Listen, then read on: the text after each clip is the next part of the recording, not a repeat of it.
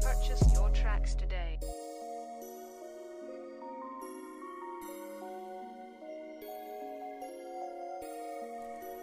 Okay, we are live here. I know it's late. It's practically the 10th.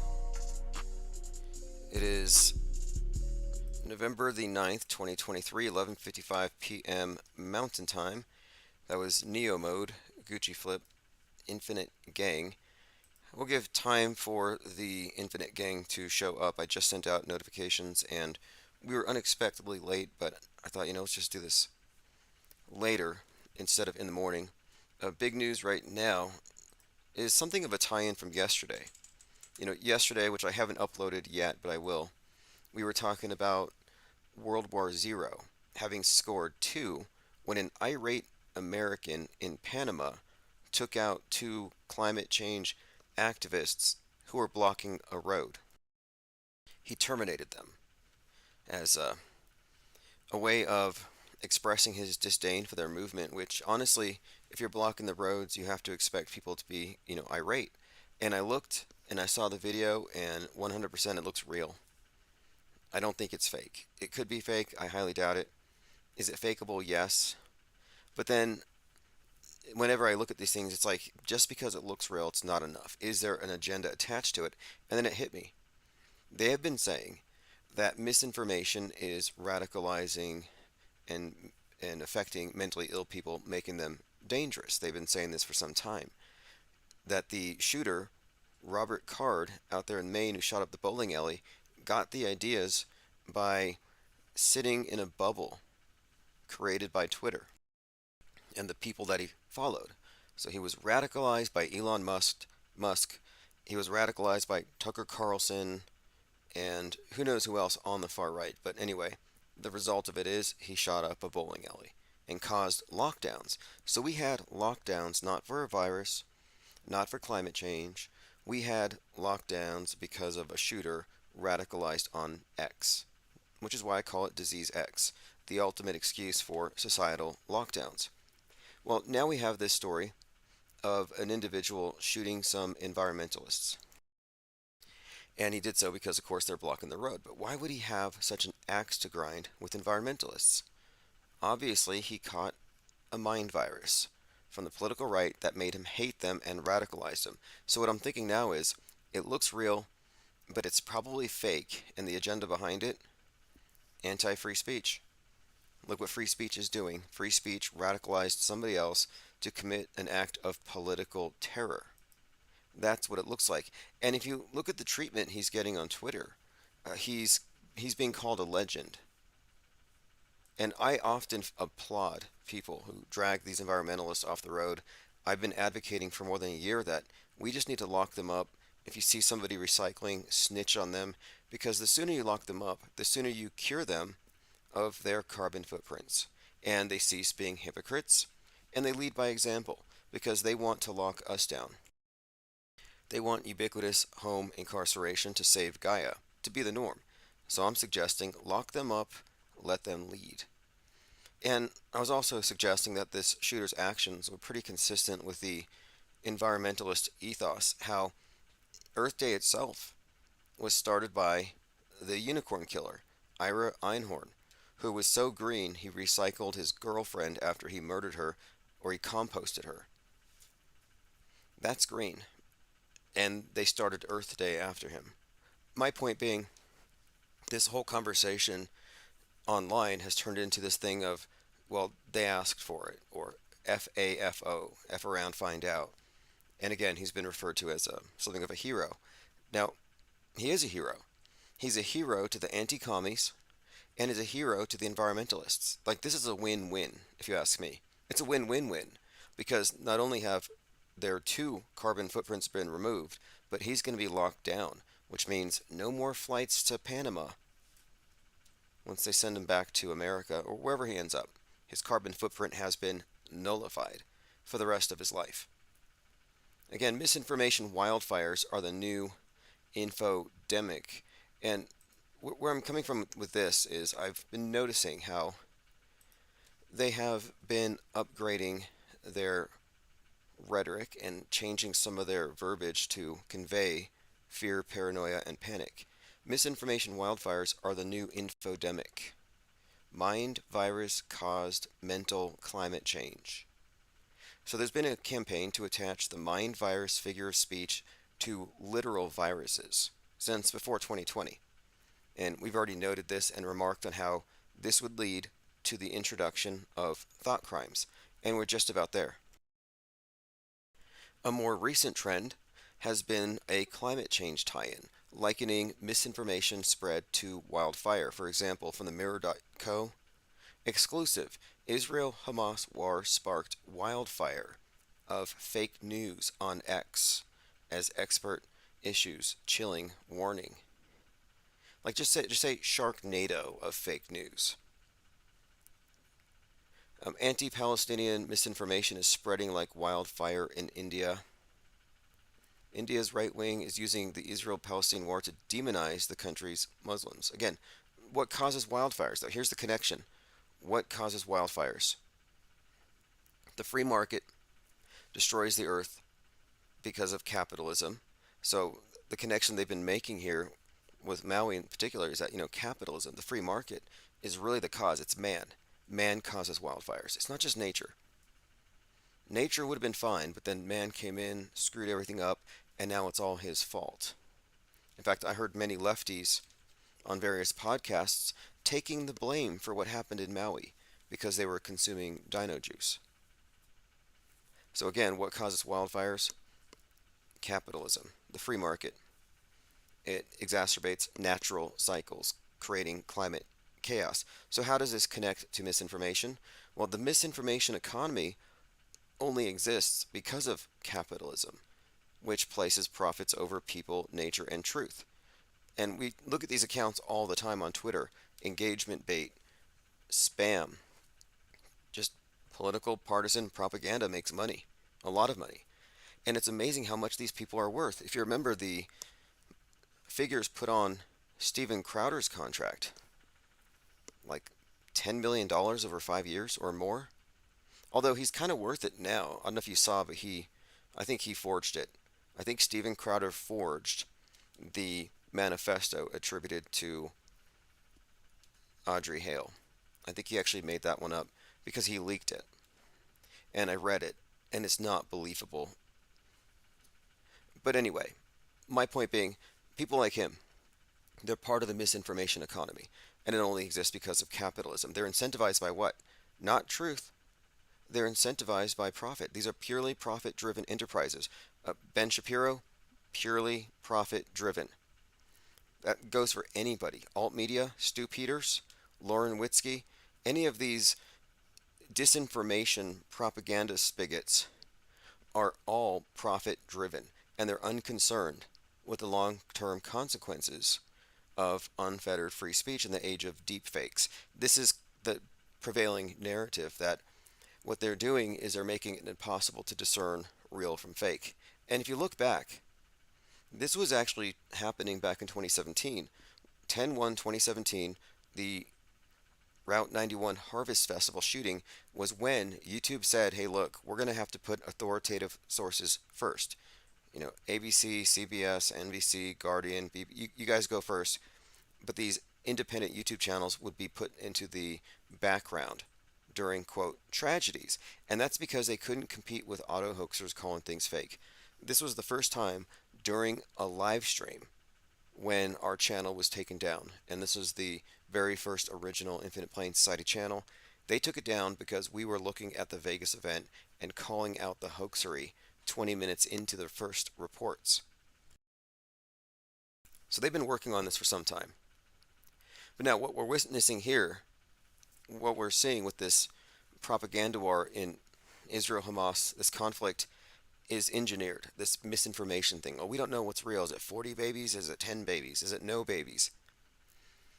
Video game footage going viral, and people share it, and it just feeds into their particular confirmation bias. But the point of it is, it's destroyed the credibility of anybody's reportage. There's no authoritative reporting, and now you have this story about the embedded CNN and AP reporters hanging out with the paragliders when it happened, who were there, embedded at the time. So people are saying, oh, false flag, collusion. I'm saying, no, it's wag the dog. The media is there because they produce the news, they're not reporting it. But now, what we're witnessing is engineered problem, reaction, solution. We need to do something to filter out a lot of these bad actors who are just in it for the money. Clickbaiters, sensationalism for its own sake, not even trying to attach itself to reality. And there's so much of it, as you all know. But they're mirroring the issue with the anti-vax movement, where they're saying, and this is the MSM making the case that free speech is too costly. And specifically, they want to blame America. America's free speech problem has global consequences, as does America's disproportionate contribution to the problem of climate change. They'll say for the small number of people relative to the world, we do most of the damage. So America's the problem. The West is the problem. This big inconvenient Tower of Babel thing is the problem. It's free speech making this happen, though. What they're saying is this: climate misinformation, according to the NRDC, makes climate change worse.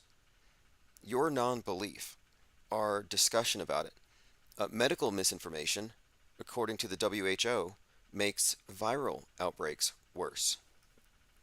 Now, both of these propositions are predicated upon man's actions can lessen these things if we all agree to express agreement that the innocent practitioners of free speech are to blame.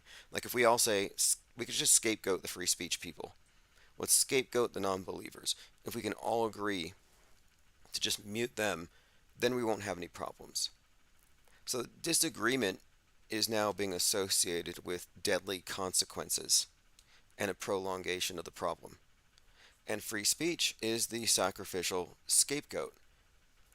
Ultimately, I think what we're seeing here is the mental climate, which is our shared worldview, is now endangered by non-believers, by skeptics and freethinkers. So if you're a freethinker with a hot skull, like that movie Hot Skulls, was about people who were spreading ideas that the state didn't want spread, and everybody had to wear earplugs.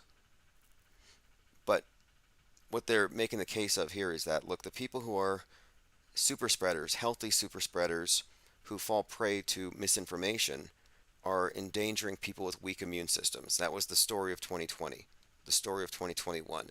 The anti-vaxxers caught some ideas that made them physically deadly to be close to. Well, now they've advanced it a little bit to where now it's the people who caught these ideas are spreading ideas that exacerbate even climate change and now destroy the ability of the truth to be filtered out by anybody. And that's what Israel Hamas is about. It's disease X. Now, the problems that they're pointing out here stem from problematic questions. And the problematic questions won't go away until you quarantine the problematic questioners, which they've already been doing. They've been working on this since we've been on. But I suspect that disease X is playing a central role in this upcoming problem reaction solution. There's too much misinformation. Let's basically censor. Let's structure everything in a whole new way.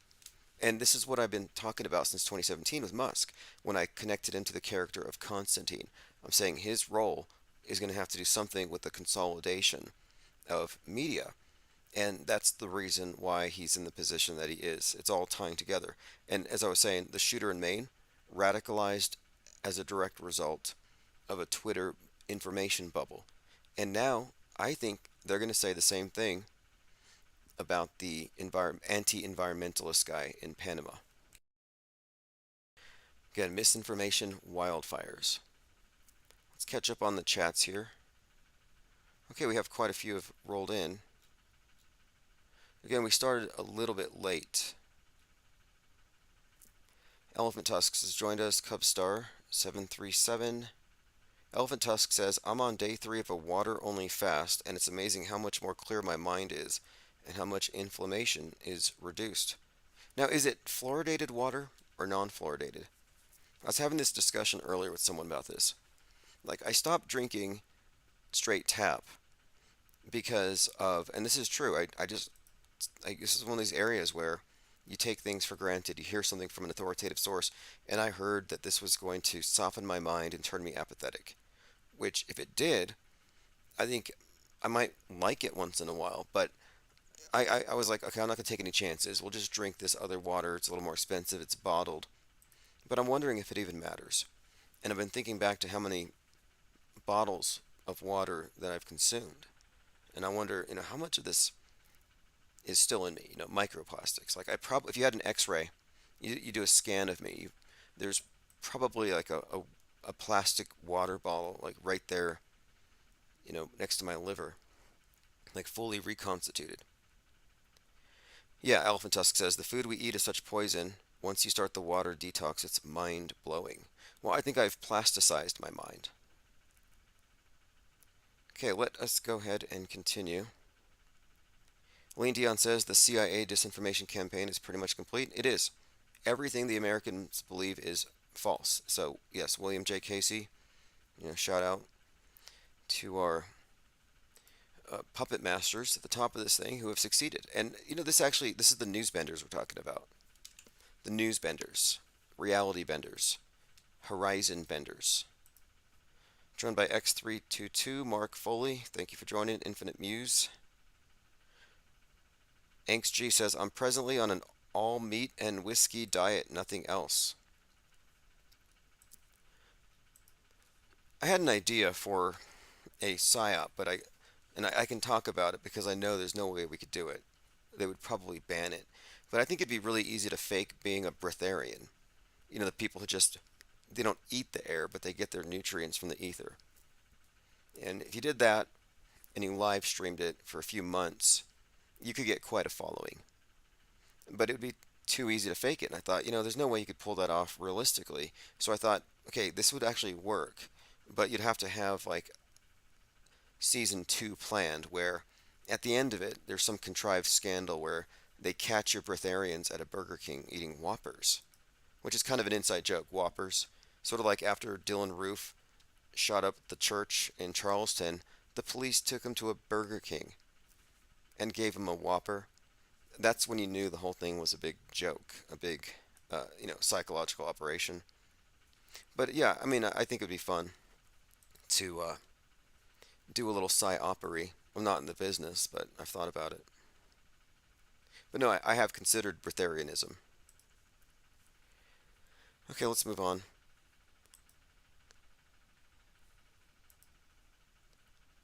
I see Elephant Tusk says most people have been conditioned to feeling. Yeah, look, here I don't get too much into the diet stuff. I know it's pretty big, but I definitely agree with you that there's something going on. That it's not just the media as a drug, but it's everything else combined. It really is. And I think it's kind of interesting how there's trends I'm seeing, pretty obvious here, where every other street corner here has a dispensary, and the prices have gone down, potency has gone up, and it's just like amazing. They just flip a switch. It's like Dark City. Now everybody's a stoner here? What the hell happened? And I'm curious to know if it has any kind of effects or what are the intentions behind it. Like, let's say it's all part of the broader psychological war. My thinking on it is this. I think the trend is this, because the trend is something that I see even having affected the energy drink market. I see things removing sugars but infusing them with certain vitamin combinations that I think are conducive to longer attention spans. And then, of course, everything else that they're putting out there seems to like mellowing agents. And I think what they're doing is they're trying to get people into a mental space where they're comfortable living in the metaverse. I think that's the agenda here. And mass media has become so psychedelic as well. I think it is psychedelic. If you think about the amount of information we get, how disconnected it all is, how maddening it would be if you didn't gradually immerse yourself in it. We live in, it's Alice in Wonderland. It's like Wonderland. It's pretty insane if you think about it. The fact that billions of people are forced, not forced, but coerced or rushed to judge something as real or not, and they don't even generally even pause to question that. But they absorb, they download, quote, news and events, and these events are, by and large, the ones that aren't utterly meaningless, are simulated or agenda driven, or their selectivity is such that it excludes other more important or relevant things. Like, I think the worldview that the masses have internalized, the massified mind accepts, is largely a product of exclusion. For example, The Truman Show. His little lie framed reality was the size of a city. Most of the story was, left out. And I think that's how the mainstream worldview works. It's all about the exclusion. And what we're seeing here with Disease X is they're getting the public to agree, you know what, we need to exclude certain segments of the population who think certain ways from having any kind of inclusion because they're causing misinformation wildfires. They're causing infodemics. They're spreading toxic misinformation. And many of us, and this is the parallel argument, the healthy super spreader is a threat to society. It's like, what do you mean? You're super healthy. How are you a threat? Because you spread it to people with weak immune systems. So now, if you're a healthy free thinker and you readily exchange ideas with people without wearing a mind mask, you're not PC, and that would be us. We are a danger to society. Why? Because people with weak mental immune systems can catch our ideas and act on them. People with MAIDs. And society has been conditioned, or perhaps even deliberately injected with mind aids. But don't worry, IPR, Infinite Plane Radio, is mind war inoculation. We actually have the cure. And the cure is really simple. It's time. That's really what it comes down to. It's refusing the rush to judgment. It's discovery of more facts. It's the pause, the suspension of judgment. That's what we're ultimately about here. So I may be consuming more news than the average blue pillar immersed in the dream world, probably 10 times as much news. I am deliberately seeking it out, but I'm not believing it. I'm not rapidly absorbing it and falling into this dream world of theirs, but rather I'm parsing the facts as I can get them and then arriving at the conclusions at the pace that the facts would have me agree that this is, somewhat believable or not. But you won't find me agreeing to something right away. I don't have enough information, and nor do you. But if you're crying when you see a news story breaking because it's so shocking, you're a dupe. Your face is pressed up against the screen. You have a screen that's quite literally your filter for your entire experience. And when I say time and skepticism and stepping back, I mean, yeah, stepping away from the screen. And what happens with people who know that the story's fake and contrived or biased, and a lot of people automatically do, the people who are naturally going to be inclined towards skepticism, their skepticism is selective in most cases because they're fed alternative narratives, whether it's conspiracy theorists for those leaning to the right or wokeism for those leaning left. But both wokeism and conspiracies, both of these are alternatives to the mainstream, but they're not even close to the truth. Let's continue. Angst G says, Soma for the masses. Elephant Tusk says, more likely to dumb down and make people more lax. I don't think it dumbs people down. And I don't know if it's about sedation and apathy, because I don't think you can really correlate people smoking or imbibing THC or smoking pot with being lazy and apathetic. I'm not sure if that's the case. I think it's more about something else. It has to do with the mental space. For example, Timothy Leary, we were talking about the psychedelic nature of media, but Timothy Leary and one of his friends, Robert Anton Wilson, had this idea of this eight circuit model of the brain. And I don't subscribe to this, but their notion was that you have this, and it's overly simplistic, I'm sure, but this left right brain divide, and the left is geared towards terrestrial survival.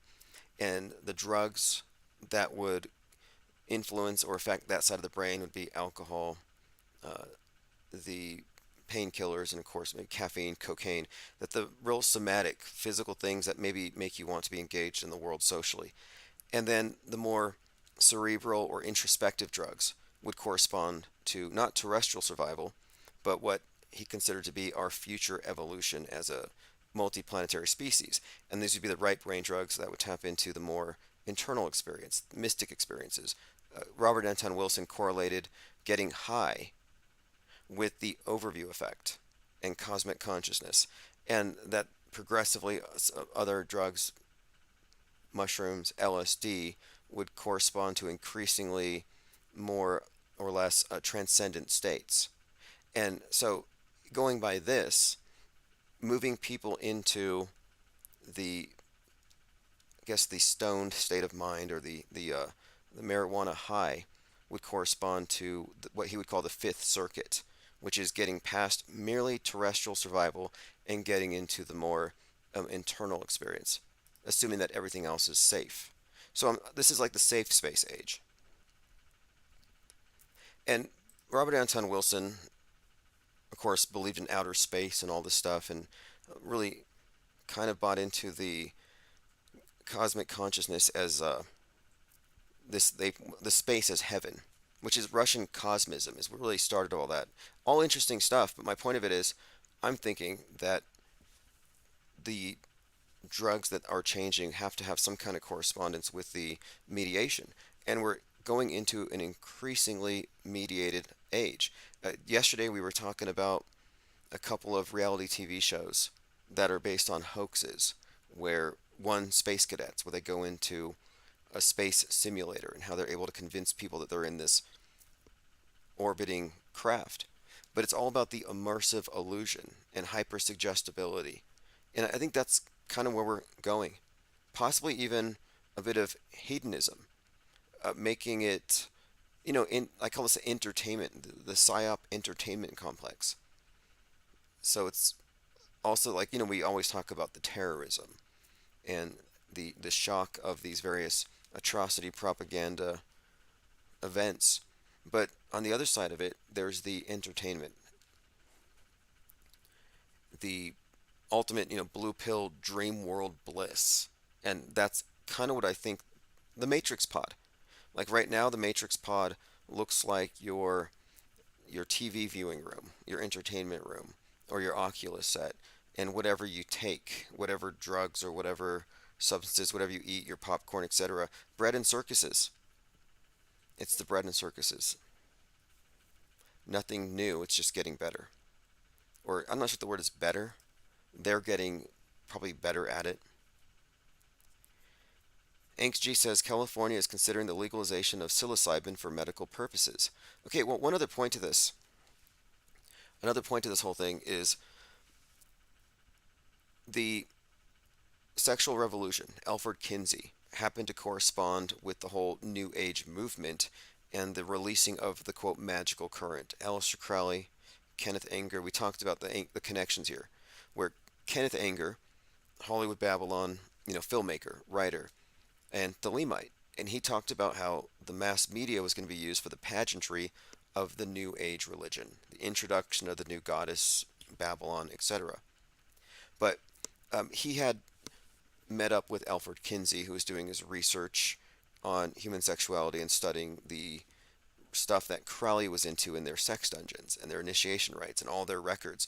And this is when I was really realizing here that what we're really seeing, I think, with these political movements and progressivism is just the tip of the iceberg, and we're only seeing the exoteric cover for what is actually the introduction of this entire new age revolution, which is ongoing.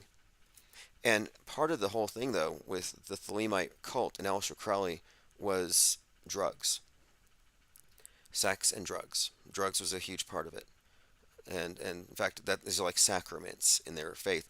And so the mass drugging of everything tying in with, I think everything else makes perfect sense. Let's go ahead and continue. Catching up on your comments. Infinite Muse says, Robert Anton Wilson's reality tunnels make sense to me. Yeah, exactly. The reality tunnel concept is really what we've been discussing here. When I say the worldview is what they're really trying to monopolize, is they're trying to create a reality tunnel that is a self-confirming. It's like you accept it, take it for granted, and it kind of just is built into your operating system. It's all of your presuppositions, it's all the things you've taken for granted, but it's your reality filter. And they want to control and have a single monolithic reality tunnel, not billions of individual computing viewpoints. I'm sorry for your loss there. Ollie Goering says his friend Rick passed away. Rest in peace. He says, I will never forget you, Rick. You were a good friend.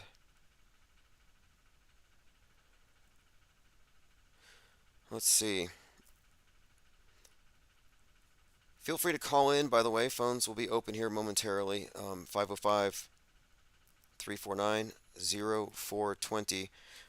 So there was this report yesterday of a chemical plant exploding over Texas. They said a forklift is blamed for a blast that sent a thick plume of toxic black smoke. Pretty dramatic imagery. I saw this black smoke rising and I figured, okay, it's probably fake, contrived, psyop, or something.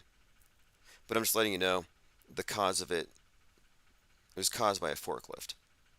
I thought it might have been a misinformation wildfire.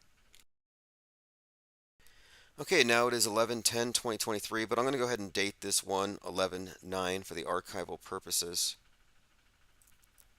Got a message from Pete Shea, by the way. He said, November 9th, 1960, the Beatles performed at the Kaiser Keller Club. November 9th, 1966, Paul McCartney died in a crash and was replaced. November 9th is the 34th anniversary of the bringing down of the Berlin Wall. Interesting. Joined by Lickety Split. Okay, let's go ahead and go through some of my notes here before we go too much further. I felt kind of bad for this today. I'm a hopium dealer.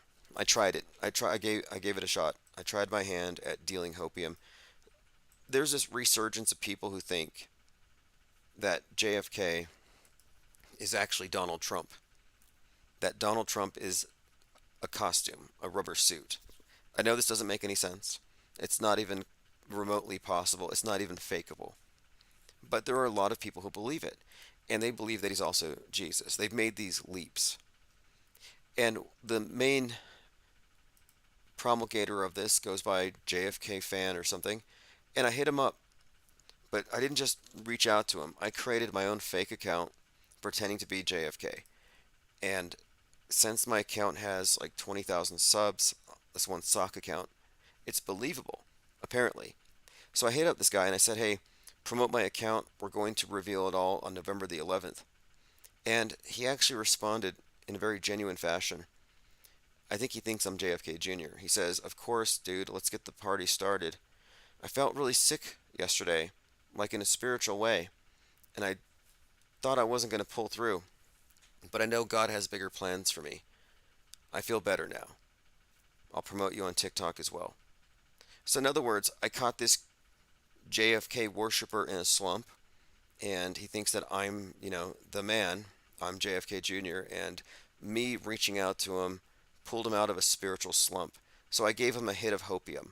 So I feel kind of, good bad about it. Like I feel like I did a good thing, but I was just enabling him, which isn't really a good thing. There's a difference between helping and enabling.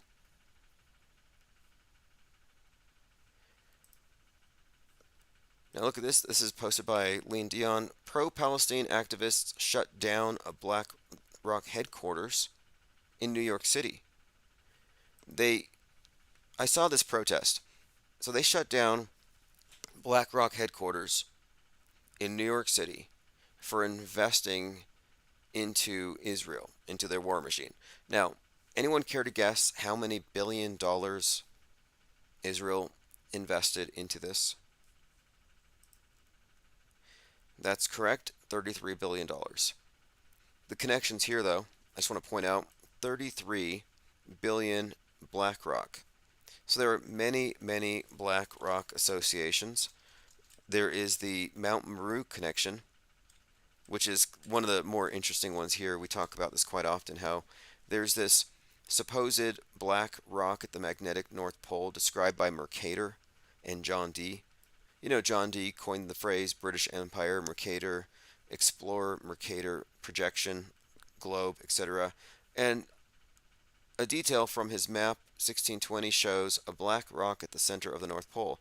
And wouldn't you know it, the black rock is described as 33 miles in circumference, all magnetic stone. So there's a 33-mile circumference black rock at the center of it all, according to Mercator, the guy that made the globe. It's not me. Now, what's more, we have Burning Man had 33 consecutive Burning Mans, and the 33rd Burning Man, before they canceled it for 2020, the 33rd was in, Black Rock City, so 33 Black Rock, and at the final one, a 33-year-old was found dead at Black Rock. So we were noticing these consistent patterns for some time, and it all came back with the 2020 and the Black Monday market crash, spaced 33 years and a few months from the previous Black Monday market crash. I'm not quite sure what the connection is with Black Monday and Black Rock, but there's just repeated themes here that are impossible to ignore or attribute to, quote, mere coincidence. Yep, Joseph Bender, 33, Skill 33, Angst G. And you know what I'm going to do? I'm going to go to Sticker Mule. Let me put this in my notes. I just saw a commercial. Sticker Mule has these holographic stickers. And I'm going to get some stickers with maybe 33 on them, like gold stars. And the first person to correctly guess the answer on any of these pop quizzes will be given a link so that you could obtain a free gold star with a 33 on it. And we have these quite often. And just a hint, every single time we have a pop quiz, the answer is 33. So you just got to be quick. Okay, there's so much insanity out there in the world. Let's continue. Let's just go back to the very beginning. I don't want to get into this JFK stuff. It was driving me mad today. By the way, Grok, I don't know if you're familiar with Grok. Elon Musk's AI, XAI, they're going to have their own answer to ChatGPT, and it's called Grok. Now, Grok has its own language model. It's a large language model, an LLM. How many billion parameters does Grok have? Another pop quiz. How many billion parameters does Grok have in this large language model? First person gets a gold star. If you answered 33 billion parameters, you got it right. Let's see who got it first. I'm waiting for the comments to sort out. We're on multiple platforms. We're on Twitch, YouTube, DLive. We're on streaming. Yeah, Lickety Split will get the gold star. By the way, I looked a little bit more into this. I'm like, where did he get the name? What is this Grok thing about? And it turns out Grok is a reference to the Hitchhiker's Guide to the Galaxy. You know the whole supercomputer thing? The supercomputer at the end of the movie that tells them the whole meaning of existence, something about the number 42. Here we go. As Musk explained, Grok is modeled on The Hitchhiker's Guide to the Galaxy, a snarky manual for interstellar travelers. Elon Musk's startup AI unveils Grok, an AI chatbot with a sense of humor. I blocked Elon Musk because of his dad jokes, and they were exceptionally bad. And I still got billed for blue. And when I paid for it inadvertently, I logged back in. I was still following Elon Musk. He's not blocked. Like, I can't block him. Like, he is the disease X. When you catch it, there's no cure. Skill says Grok is from Stranger in a Strange Land. Okay, cool. So it's a connection to this. This is all interesting too because we've been talking about AI and this Gaia, the world sentience, Skynet, Pandora, this reoccurring theme of, and now look, we're talking about the immersion into the metaverse. Everybody's going to be mentally linked. Gaia is the World Economic Forum's idea for this as well, the Global AI Alliance. So now everybody's high, everybody's plugged in to their Oculus, everybody's at home, everybody's connected. Gaia is awake. The global consciousness is now a thing.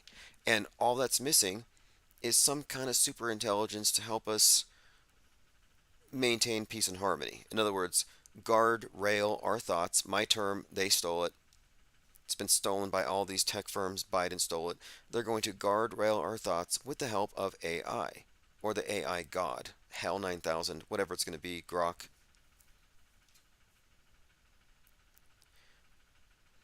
But it makes perfect sense. This is also referenced in David Bowie, Space Oddity, Space Odyssey, David Bowman merging with the monolith Hell 9000.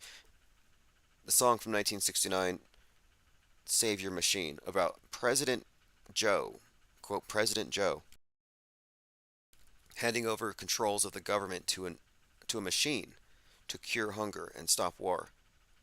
And right now, people are so caught up in all this chaos that if you had some solution to end all the war, they would go for it. Of course, they think it's all real. Again, wildfires of fake news. Now, I did see the footage here. The shooter, for those of you who missed it, again, World War Zero scores 3. 2 for the carbon footprints nullified by the shooter, and then his own footprint will be nullified when he's jailed. This is Kenneth Darlington, 77, a lawyer and professor. Now, this is shocking. How can you be a professor and not believe in climate change? This story is just falling apart.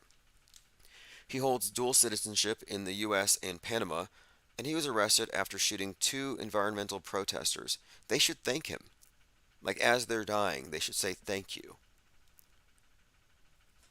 And I'm not being facetious. If you look at the tenets of the Church of Euthanasia, which is what environmentalism is, it was this fringe group that nobody took seriously, but now it's mainstream environmentalism. And they believe that you should exterminate yourself to save the planet, that it was your moral duty to do so, and if you do so, you get canonized as a saint. Non procreative activities, self extermination, and cannibalism are their only tenets. And what do we see? I mentioned Ira Einhorn. He composted his girlfriend and they named Earth Day after him. This guy should get some kind of statue. Like, he's a hero to both sides, if you think about it. Not easy to achieve. He's appeased both sides. I see people on the right, they're like, yep, legend. And he's probably going to show, like remember that Gadsden flag, don't tread on me, and they had Kyle Rittenhouse on it. This guy's going to have some kind of, he's iconic now. And I really don't think the environmentalists can cry foul. Like, did he not just remove, what, 50, 60 years? Well, no, there's 2 of them. He removed maybe 150 years of carbon super spreading. So good job, Kenneth Darlington. Gaia salutes you. Gaia's pleased. Gaia accepts your sacrifice. Okay, let's move on here. Lean Dion says the bullet casing looks like a hair clip. Lean. Lickety says proto crisis actors, lawyers are. Yeah, who got the shot? It's epic. I looked at the video. Let's go ahead and look at this. Okay, because there happened to be someone with a tripod like 6 feet away from him when he did it. So it is staged. The question is, was it a staged shooting, or were they just catching the drama? I want to know more about this professor, this lawyer slash professor. I want to know more about him. Like, because maybe he's smart enough to know. I don't know. This is Panama, though. So there's an entirely different set of rules here. But he's definitely angry. Let's go ahead and play it. Now, one point I have to add here, they censored it.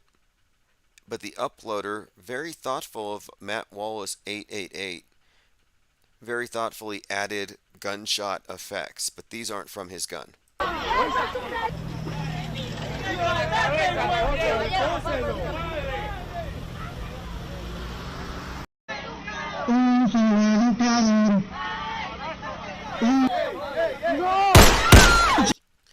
That wasn't the shot. Those were fake sound effects. We don't have the full thing on this one, but I saw it on another one. I did see it. And he looks exactly like the old man from Jurassic Park. Not that it means anything. Yeah, look at this. This is a mosaic of the man. I think this is going to be a mural. They should paint this right next to one of those George Floyd murals. And look, they even have the bullet shell right there by his head. Beautiful shot. Like I was saying, Donald Trump got his mug shot, and he knew that he made himself into an icon. Like this type of shot, it's got to be staged. It's almost too perfect. Anyone? Okay, let's see who got the shot. It'd be nice to see who got it. Who's the photographer? Was it Richard Drew? Richard Drew is the guy who shot RFK as he fell to his death. 33 years later, Richard Drew also shot the photo of the falling man, the 9/11 falling man. Same guy. It's amazing how these reporters are always like right there on the spot, like the ones who were on hang gliders with Hamas. CNN and AP. Let me bring this article up because this is actually a big deal. CNN, AP, and I think even The Guardian were embedded with Hamas. And I think they were actually coming down on hang gliders behind the Hamas hang gliders. Yet news outlets deny prior knowledge of Hamas attack after Israeli government demands answers. Israel berates New York Times, CNN, Reuters, and AP over Hamas attack photographers. Media watchdog says they're just raising questions about the photographers. CNN fires Gaza-based photojournalist discovered to have been embedded with the terrorists. Severing ties. Right. Now, what do you make of this type of thing? I see this and it immediately says to me, wag the dog. Again, the media produces the news. They don't report it. Jake the A-hole says, do you think Trump is coming back as president? I think he will be again. Everything in the script says that he will. There are no indicators that he's going to be removed prior. This reoccurring theme of the head wound is perplexing. Is it figurative? Is it literal? Did he already get it in 1963 and he's going to take off his suit? There's all these conflicting stories, but the predictive programming thing, it's all about the second coming. Remember on 4/4, he had his arraignment, his little judgment. They had Joker 2. This is all tied into the symbolism of Trump. And the Joker 2 comes out on 10/4/2024, right before the next election. I don't think that he's out at all because, again, this is entirely scripted. I remember when Ron DeSantis came out, a lot of people were like, I guess Trump's out. And I'm like, no, Ron DeSantis doesn't have any entertainment value. He does now that we find out that he's wearing high heels inside of his boots or something. It's just bizarre. He's just in denial about his height. It's sort of like Matt Gaetz. I mean, Matt Gaetz needs to be called out. Matt Gaetz is 5'7", but he photographs 6'7". Matt Gaetz is taller than Donald Trump Jr. in all the photos. Like, he needs to be called out on that. I would be mad if I was photobombed by Matt Gaetz and then he shrunk me by 6 inches or a foot. But back then I said, no, it's just part of the clown show. Don't worry, Trump will be back. He's doing his whole Napoleon political exile thing before he comes back. And this has been a connection made to Trump, which is why Joaquin Phoenix, Joker, played Napoleon. And Napoleon, of course, has a tie-in to Apollyon, the Destroyer, or Abaddon, the Antichrist thing, which is all, again, stuff tied to Trump, 9/11, and all that fun stuff. So Trump is coming back as president, in my view. I don't know how they would change the script, but this headshot thing is the most interesting facet of all of it. Tomorrow, now today is 11:10. It's after midnight, but on the 11th, 11/11 is a date to watch because this ritual with the hockey player getting his throat cut, whatever that was, they're all wearing AJ-47 on their helmets.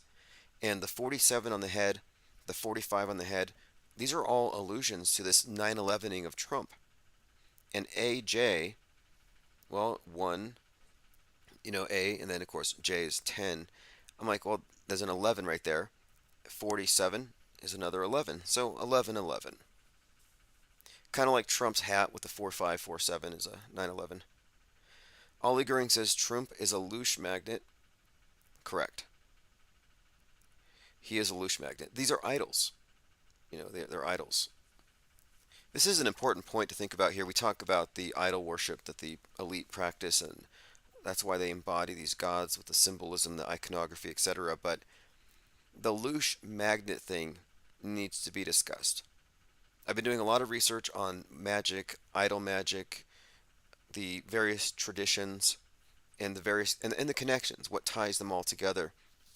And I find commonalities that are most fascinating when you're like, well, wait, are you telling me that in this part of Africa they're making these types of idols and they bring it to life the same way they do over here in this part of the world? And I'm just saying there's a commonality with magical practices. And they all seem to agree on certain common points. One of them being the idea of your life force being somehow transmutable and even harvestable.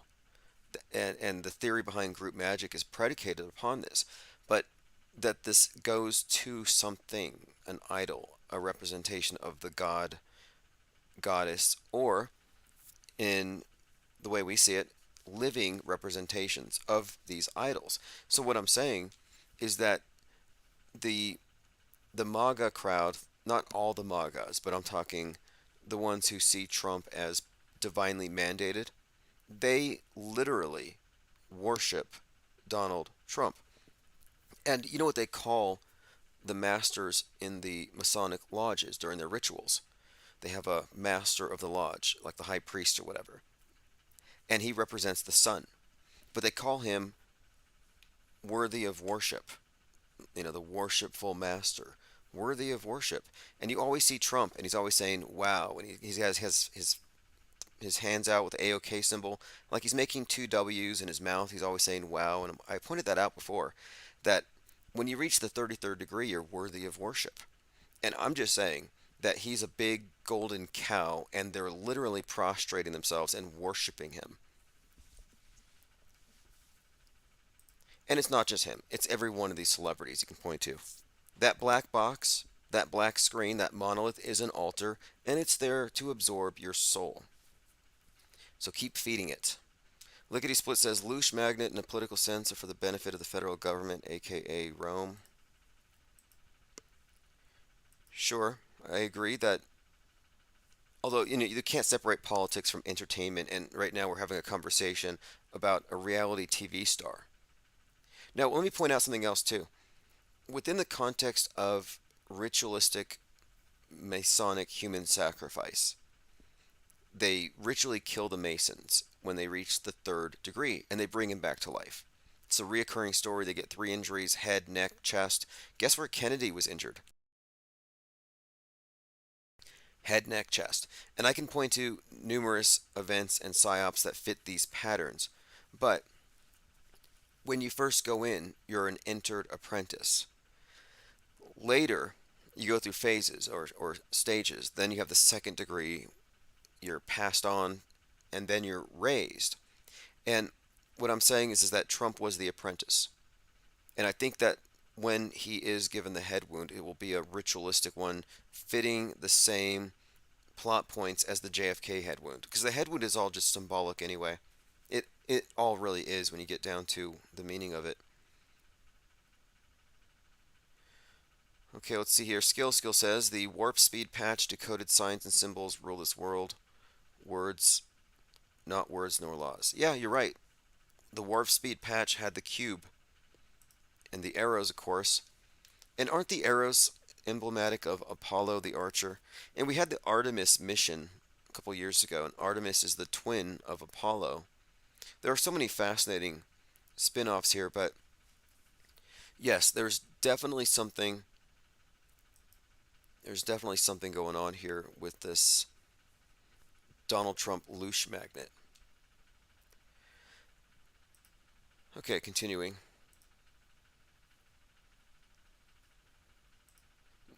We're talking about wildfires of fake news.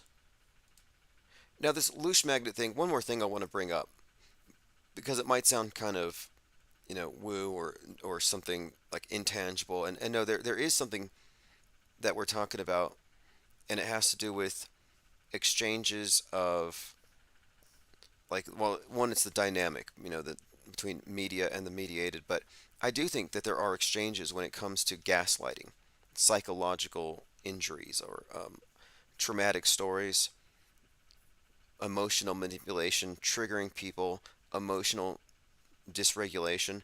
So when we say loosh extraction, maybe they're just triggering you, making you increasingly triggerable.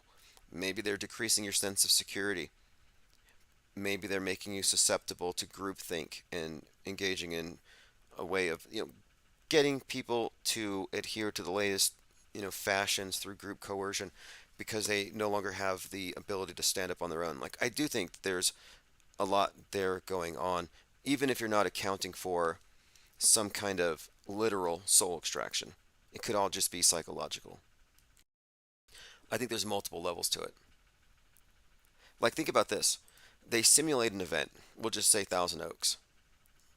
They simulate an event, and as a result, people come over and they form a big cry crowd, professional mourners, and they all light candles, candlelight vigil.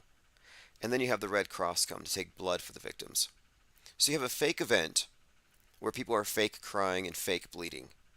The next day, real people show up, and what do? They cry and they bleed. They donate blood. They should just donate their tears to the Government Actors Guild so they can bottle it up and give it to the crisis actors. It's amazing. They have simulation training dolls, surgical training dolls that can breathe, that can bleed, but they can't get actors to cry on cue.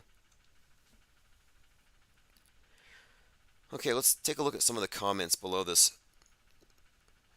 What are we going to call him? The guy who shot the environmentalists. Again, I see legend, I see hero.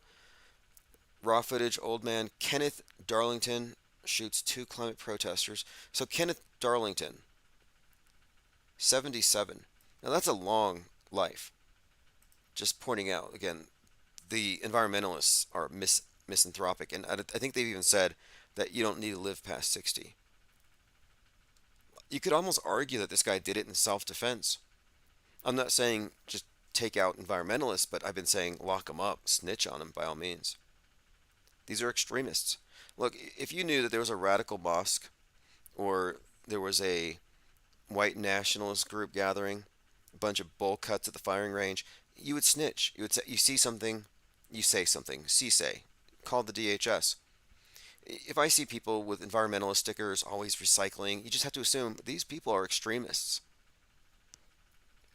Anyway, blocking roads, according to Solset, it's not activism, it's a public nuisance. Agent Purr says, the old man took one for the team. Now think about how cold that comment is. I mean, to me this is just funny. He took one for the team. I look at the account. He says, Jesus is the Son of God. Everything else is speculation. It's like, okay, this is a good Christian. who's basically saying with approval, yeah, he took one for the team. He died for us like Jesus did. Well, no, he didn't. He killed for us. It's like the opposite of Christian. Blocking roads is dangerous. It should be outlawed. Notice to Americans, if you're arguing in the street with a man holding a gun, stop arguing and leave. Now, this was in Panama. If you see an American and you're in Panama or anywhere, you should probably run. Okay, let's see what else. Oh, look at this. Bill Foster says, I'm not a vigilante. I'm just trying to get home to my little girl's birthday party. And if everyone will just stay out of my way, nobody will get hurt. Classic. That's from Falling Down, Michael Douglas. Some great scenes in it. I won't say it's a great movie. It does have some predictive programming for Corona. I think it takes place in Seattle. But he loses his cool. It's kind of cathartic to watch. Okay, let me go ahead and turn the ringer on if you're trying to call in. Sorry about that.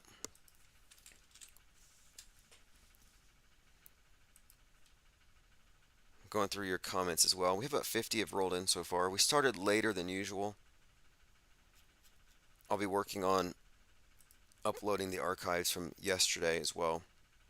We had a couple of technical errors, and we had some highly interesting callers as well. And I didn't want to be censorious, but I had to chunk off a big part of a phone call just because it would get my channel pulled. And look, in a week we're gonna have a celebration of some kind. We're gonna have to, and in no, actually in 9 days, Infinite Plane Society will be strike free on 2 channels. So I've been playing it safe, and it's paying off. Okay, phones are officially open again. You can call in 505 349 0420. Infinite Plane Radio.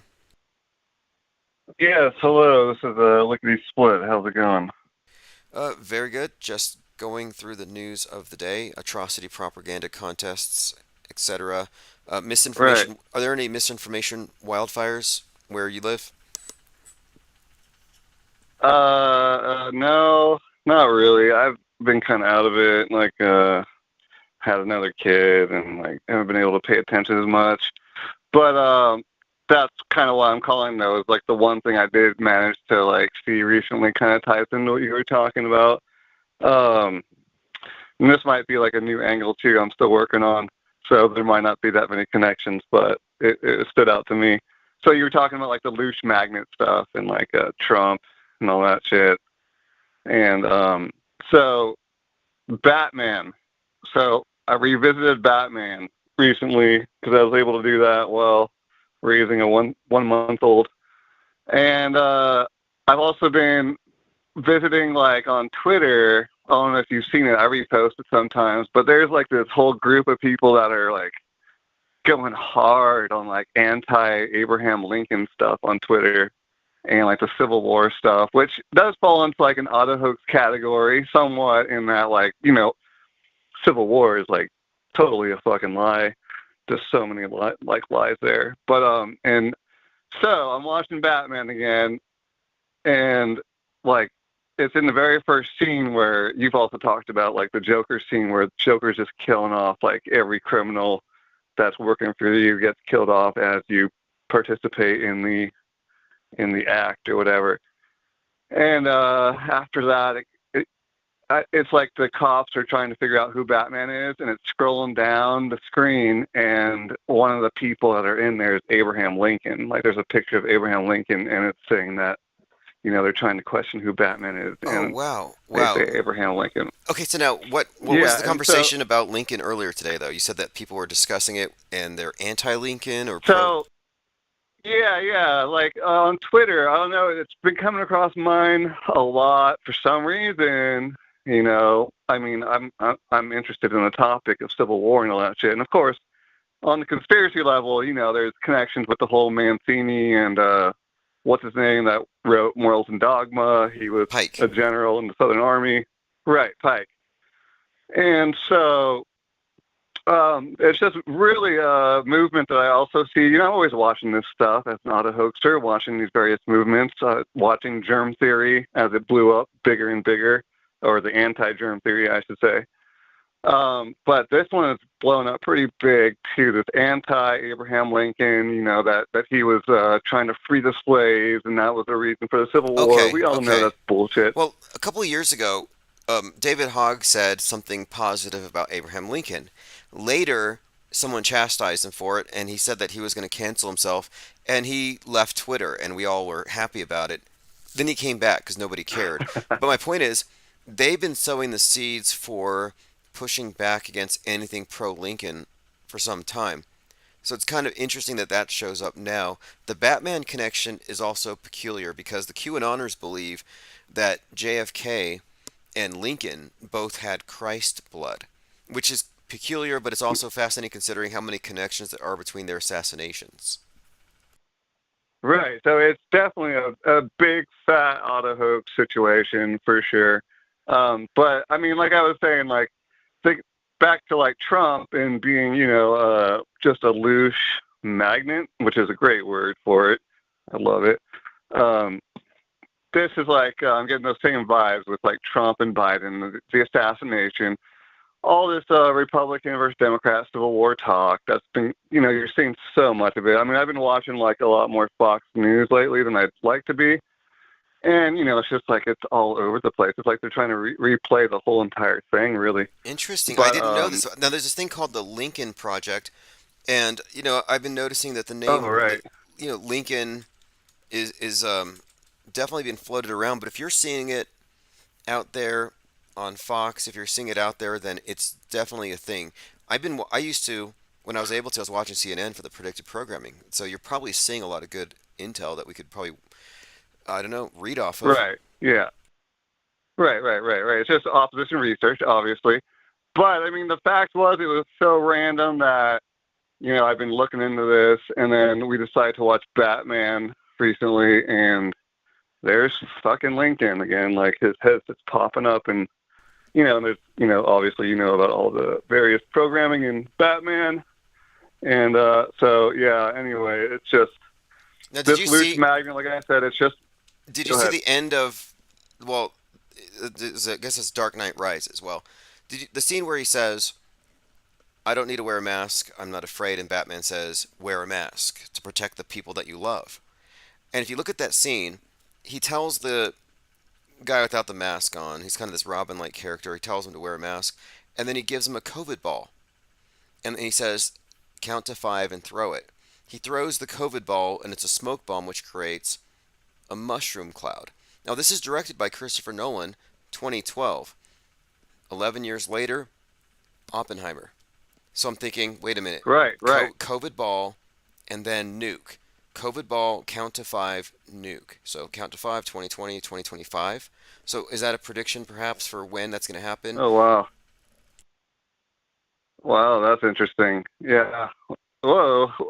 Especially, yeah, it's Nolan. I mean, we're Yeah, talking like this is 11 years before he did the nuke movie. He's predicting the bat as the phoenix, as the catalyst, has the COVID ball, and the wear a mask, not for you, to protect those you love. I'm like, wow, that is 100% predictive. right. And so all these assassinations that will probably happen, may or may not, but most likely will. Again, this is all just like there's way more than just like it's almost like cliche to be like, okay, Rome, this and that, but I mean, Rome does represent something. This, you know, conquering the world idea that goes greater than I can probably explain right now. But yeah, it was just so random to like see it in the Batman movie, like Lincoln, the Civil War, Trump, Biden. Like, what are we at right now? Like, we're about to go. What do you think about that? Like, do you think like would people actually like fight in the Civil War, or like is that what they're trying to push for, and like no one's going for it, or Well, I don't know if they're like, trying to what provoke is some. this? Like, I almost feel like whatever they're gonna do, it's gonna be staged and compartmentalized and endless series of closed sets. But you just made me think of something. The Roman imperial cult which identified emperors and members of the family with divinely sanctioned authorities of the Roman state. This is becoming increasingly common with the Trump believers that Donald Trump is divinely mandated. And when we're talking, you mentioned Rome, and this is a continuing, ongoing tradition. And we were just talking about the symbolism of Napoleon as maybe representing a personification of the sun and his military campaign being the sun's journey. Well, this echoes Joseph Atwill's take on the Gospels being a retelling of the conquering journey of Titus Flavius, which is also based on the sun. So, in other words, I think that you're probably right about this Rome thing, and there's a templating here, is what I'm suggesting. And Yeah, Trump yeah, yeah, is and the like sun. right, and it just keeps us focused always on this centralized government, the USA, blah blah blah, all this garbage that Lincoln pretty much started was this whole idea of just like national fucking pride and all this garbage that doesn't really matter, but it's just keeping it focused on Rome, which is Capitol Hill, and blah blah blah, all this stuff. So Fascinating. yeah. Anyway, And look, some yeah, people I'll say, I'll I'll, like, I'll be working on this. Go ahead.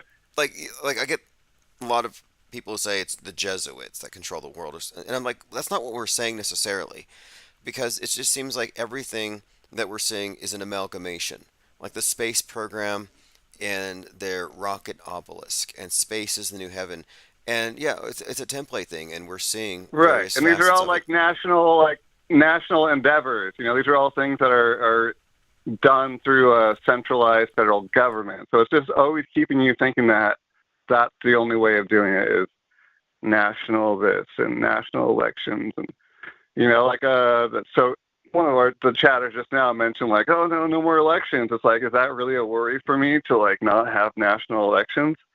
I'm not sure like I would really care that much if we didn't have them, but yeah. So anyway, I'm freezing my ass off All here right, out cool. Well, here thanks for the call, in and Montana. congratulations on avoiding the great replacement. You're not going to be replaced because you have Fuck procreated. no, I'm helping out the demiurge right now and just like supplying more souls into this world. I'm like, let me help you out, bro. So Okay. yeah. All right, well, thanks for the Anyway, call. Have a great evening. Thanks. See ya. I'll see you later. Yeah. Probably another Moonchild. Let's see. Skill says quarantining is healthy.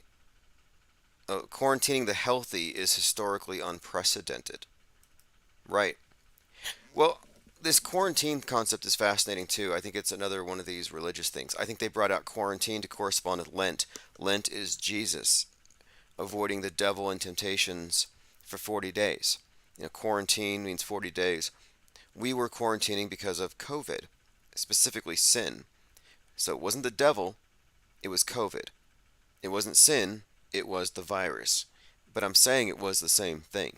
That they rebooted the system. It's based on this older model of social controls. But in this modern godless context, the atheists aren't going to believe in something like sin. That's archaic, that's superstition. They're not going to believe in an angry God that might flood them if they don't pay their carbon taxes. But now they do, because they have been given an updated version with a scientific pretext. And quarantining from the virus is something that we're trained on, but the other side of the fence, who doesn't believe in quarantining and lockdowns, still believe in their own version of quarantining. You see, right now we're seeing panic-demic, or and we can call it pandemic, but I think it's based on fear of the other side. Because what are they afraid of? Super spreaders. They got their vaccines, but they're still afraid. Why? The other side's unvaxxed. So you have this fear-based thing of quarantining based on being scared of the others who won't convert to your side. But what I'm pointing out here is that the left and the progressives are all worried about pandemics. The right and the traditionalists are all about moral panic-demic. Got to worry about the spread of the devil, literal sin, moral decay, the breakdown of traditional values. We have to segregate, aka quarantine, go rural, leave the cities, get out of the cities. Don't adhere to their media, censor your content. This is a big thing with Mike Johnson, the new Speaker of the House. Accountability buddy, so you make sure that your friends aren't looking at bad websites. The whole point of it is the moral panic stuff on the right and the satanic panic that's attached to it is all based on fear of the other side that won't convert. And the moral pandemic is based on the older concepts of sin and God and divine retribution, which are being updated with Globe's retribution and, of course, the scientifically based pandemic. But each side wants to quarantine from the other. We don't want you super spreaders coming over here with your misinformation and your QAnon and your AR-15s. And on the other side, they're like, we don't want you coming over here with your gender ideology and your Satanism and your progressivism. So each side is like, yeah, let's just mutually quarantine. Both sides quarantine, and who wins? The zookeeper wins. The ones who are instigating the panics on each side. One side is literally scared that the other side is going to cause God to flood it. And the other side is literally scared, but that the other side is going to cause Gaia to flood them. These associations work this way. The right, the ones who drive the big trucks, the ones who believe in truck driving and capitalism, yeah, they're bringing about the flood. But from their point of view, no, it's the left and their sin and their abandoning of traditional values that will bring about God's retribution. And there are some who believe it's both, that God's using global warming to punish everybody. Okay, let's move on a little bit here. Infinite Muse says, someone I know in Israel says they've had to go into the bomb shelter every day, locking people like in CV lockdowns. Right. Or like in Maine, you have a shooter on the loose, a lockdown, which was kind of reprising the Boston bombing lockdowns. The common denominator is lockdowns, whether it's mind virus, virus, disease X, climate change. They'll say it's toxic airborne events, fallout, sheltering. And we often refer to the movie The Village, which really explains how this world works. The elders dress up as monsters and haunt the woods to keep everybody scared, so they never leave. But they are given drills. The elders drill everyone in the village so they know how to respond whenever the monsters show up. So they ring the alarms and everybody runs into the basements. So they don't even see the monsters. They hear them. They hear secondhand accounts. They get the legends. They get the propaganda, but they don't actually have any eyeball contact with their oppressors, with these demons in the woods. They're ruled over by superstition. And most of the people, I say all the people who believe in school shootings, have never laid eyes on a bowl cut shooter, on a Dylan Roof with his whopper. Skill says pandemonium fear is contagious and stampedes the herd. Yeah, let's bring up a couple of the things here. The World Trade Tower looks like a big vax needle. And so the needle is a symbol of unity in salvation, if you ask me. It's really as simple as that, because it's a symbol of salvation from what? Sin, or the devil, or COVID. But, fascinatingly, this big syringe-like building was actually described as a large flute, like it is actually making noise from the wind going through it, where people did complain. They said that the World Trade Tower had ghosts. They described it as ghosts. And it was, of course, just the wind channeling through it. And so these weren't actually hauntings. Look at that. One World Trade Center makes strange, eerie sounds. You can find a lot of interesting articles about it. But the point of it is, it functions like a massive flute. Well, the word syringe is derived from syrinx, which is Pan's flute. Pan is where we get the word pandemic. So to connect it all together here, the panicdemic, which used fear to lock everybody up, is symbolized by this needle symbol. So it's notable that the One World Trade Tower is both a flute and a big syringe, and it rose from the ashes of 9/11, which was another massive panic. 9/11 is a number of panic, of emergencies. And ultimately, it's about fear and panic, satanic panic, virus panic. It's all about fake fears.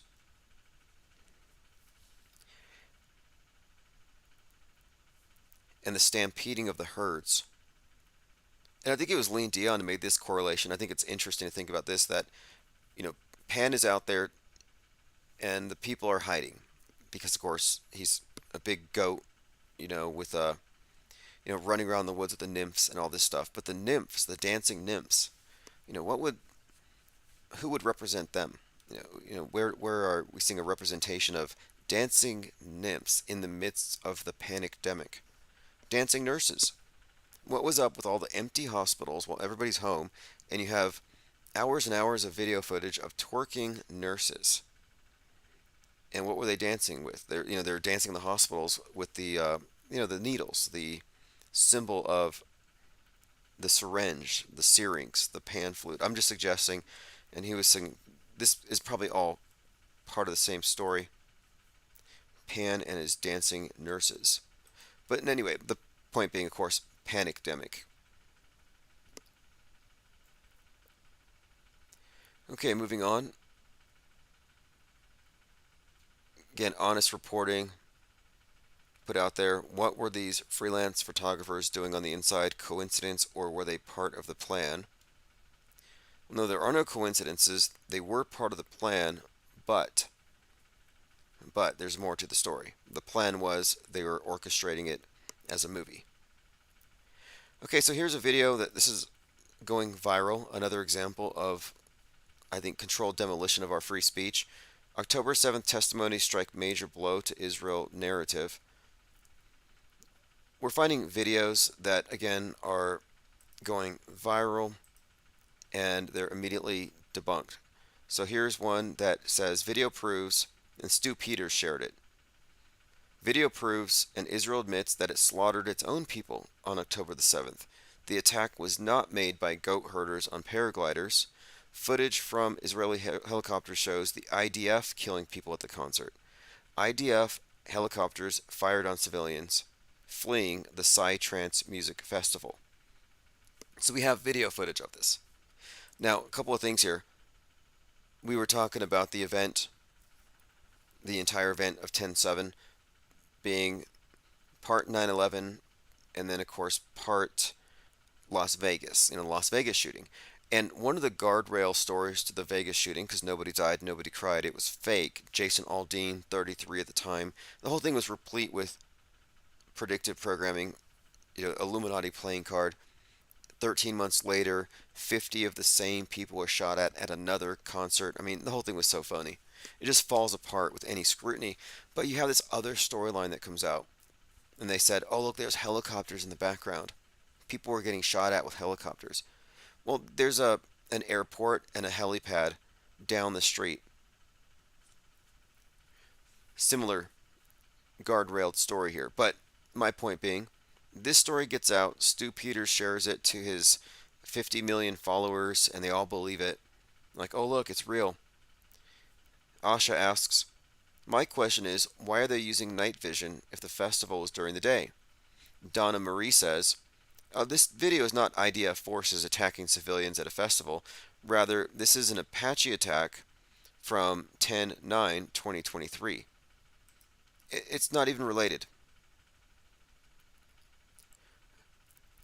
Another example of how the non-auto hoaxing media is non-skeptical. Okay, moving on. More proof. COVID is a multi-system cluster bomb. I think Violet was there in Gilded putting together other examples of where the COVID has been conflated with the atom bomb, with nukes.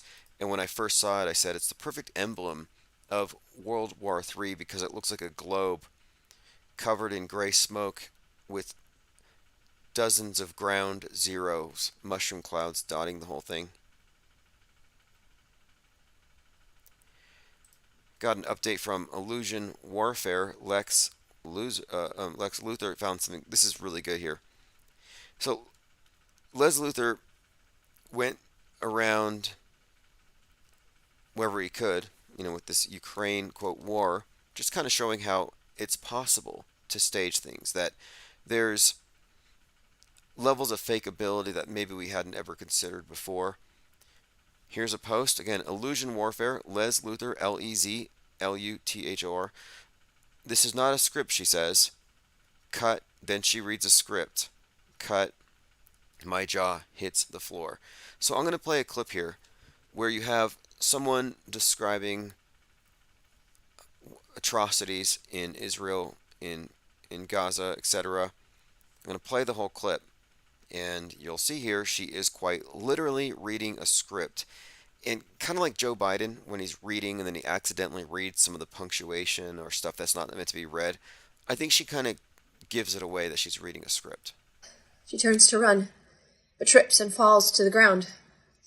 Looking in horror, Sarah sees what she tripped on, the bodies of Sarah's neighbor and her son lie in an embrace, both riddled with bullets. Sarah fights to breathe. Cut. The truck speeds closer. Sarah gets to her feet and begins to run. Cut. Reaching the end of the road, Sarah pants. A high fence stands in... Yeah, I don't think she's supposed to say cut. And I like how she's hyperventilating. her way. She's hyperventilating like a graduate from the Gene Rosen School of Crisis Acting. Stands in her way. Cut to black. A volley of shots is heard. Okay, and now this is the best part. She looks at the camera. This is not a script. This was the reality in Israel, October 7th. This is not a script. Okay. Take her word for it. This is a Fiverr gig. I'm pretty sure she got paid something. And the IDF actually tweeted this. Look, they have 2.4 million followers. They actually tweeted, "There is no script that can describe what Israeli parents, children, and elderly children went through." Okay, so there's no script that to describe it. It's not a script, and yet she's saying cut, cut. Okay. Anyway, what is that? Mockery? Okay, moving on. Atrocity propaganda wars. That's what it comes down to. Look, things haven't gotten realer. Things have not gone kinetic. We haven't crossed a point where S gets real. It hit the fan. All the fakery doesn't matter anymore because it's finally real. Nope, it's never going to happen. It's not like, oh no, they're just faking us out to get us to the point where they can finally get us. Or they're building up for the big one. Oh no, it's only fake right now, but eventually it's going to be real. Like, there's all this hopium or doom hopium out there that at some point, all the fear that people have felt, all the agitation, all the being the town crier, crying wolf, and it's at some point, you're going to have a grand I told you so. That your fears will be realized, and even though you're about to die, at least you didn't waste and squander countless hours on superstitions. But no, I'm sorry, it's not going to get real. In fact, all indications are it's getting faker and faker and faker. Lean Dion says, "This is not a lie, everyone." Yeah, exactly. Oh, this is totally not a psyop.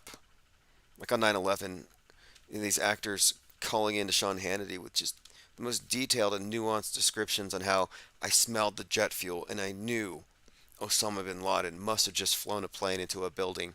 I'm totally not an actor.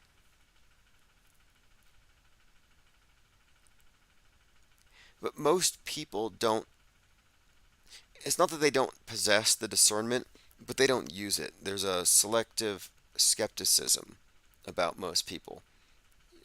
Like for example, there's certain places where you just don't need skepticism. You trust people. You're not going to suspend judgment with people that you really trust. Well, the most trusted person in every room is the screen. It's really the screen itself has an authority over perception that no person ever will. Just implicit trust. Here's another one from Illusion Warfare. Douglas Murray is at the border and he sees a missile coming in as he's talking to Piers Morgan. What a coincidence, right? Get safe, Douglas.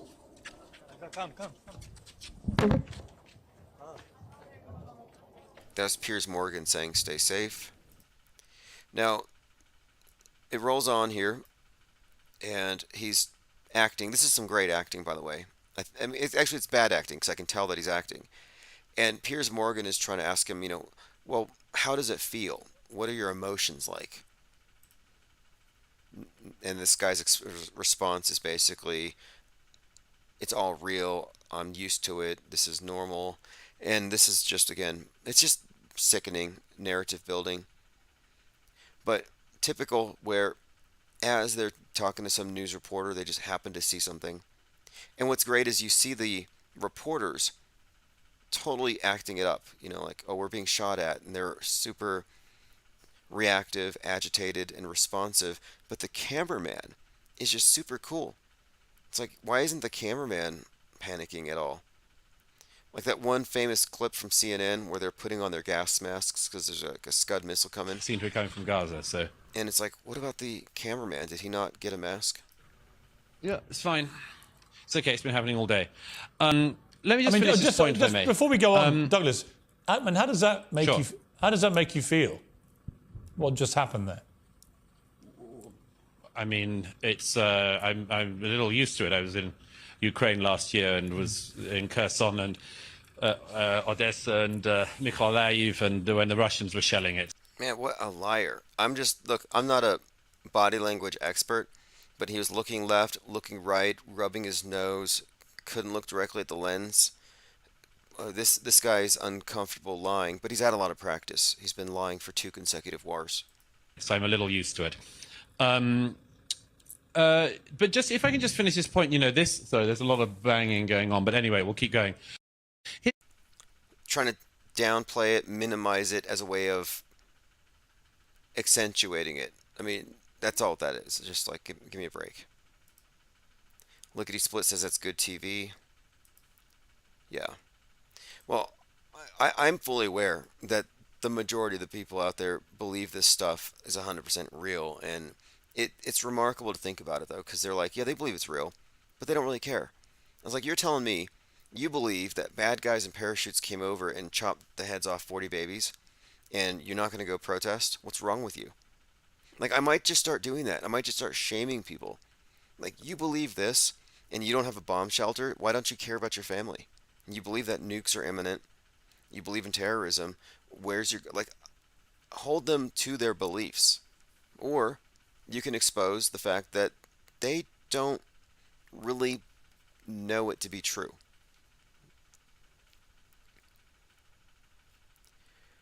Okay, moving on. We're looking at not a script, not a lie. Totally not a believable witness. Okay, Roseanne Barr went to a Trump rally. QAnoners are going wild. She was chanting about killing the bull. Now, what does this mean? A couple of things. The other night, Pete Trippa had posted a photo of a Lamborghini from the movie Wolf of Wall Street. And we were trying to speculate, what could this possibly mean? That this thing is being auctioned. And it was mentioned that it had been on the screen for 3 minutes and 11 seconds. So I'm thinking, okay, 3 minutes and 11 seconds.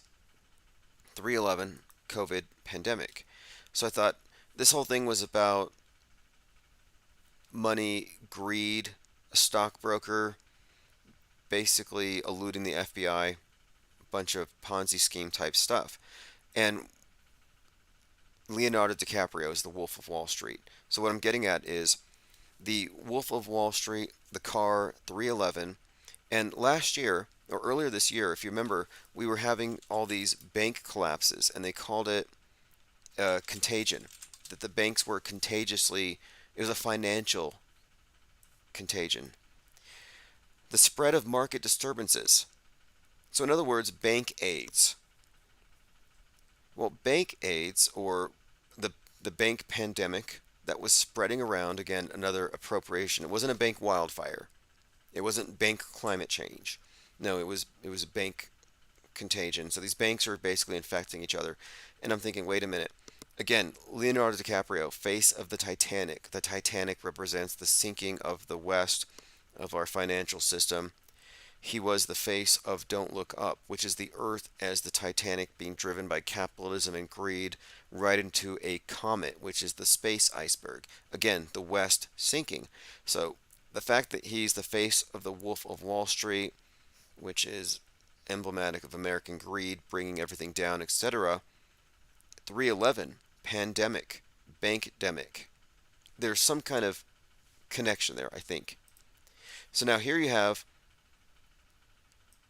Roseanne chanting, "Kill the bull."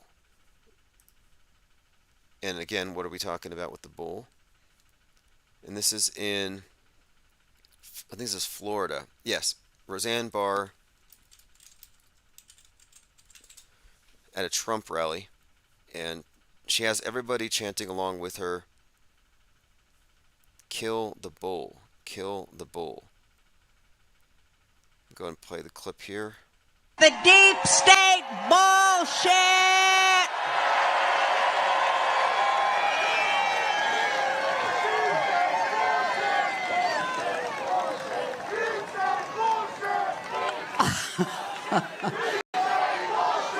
And the bullshit! We want Trump, the Magador, to kill that goddamn bull!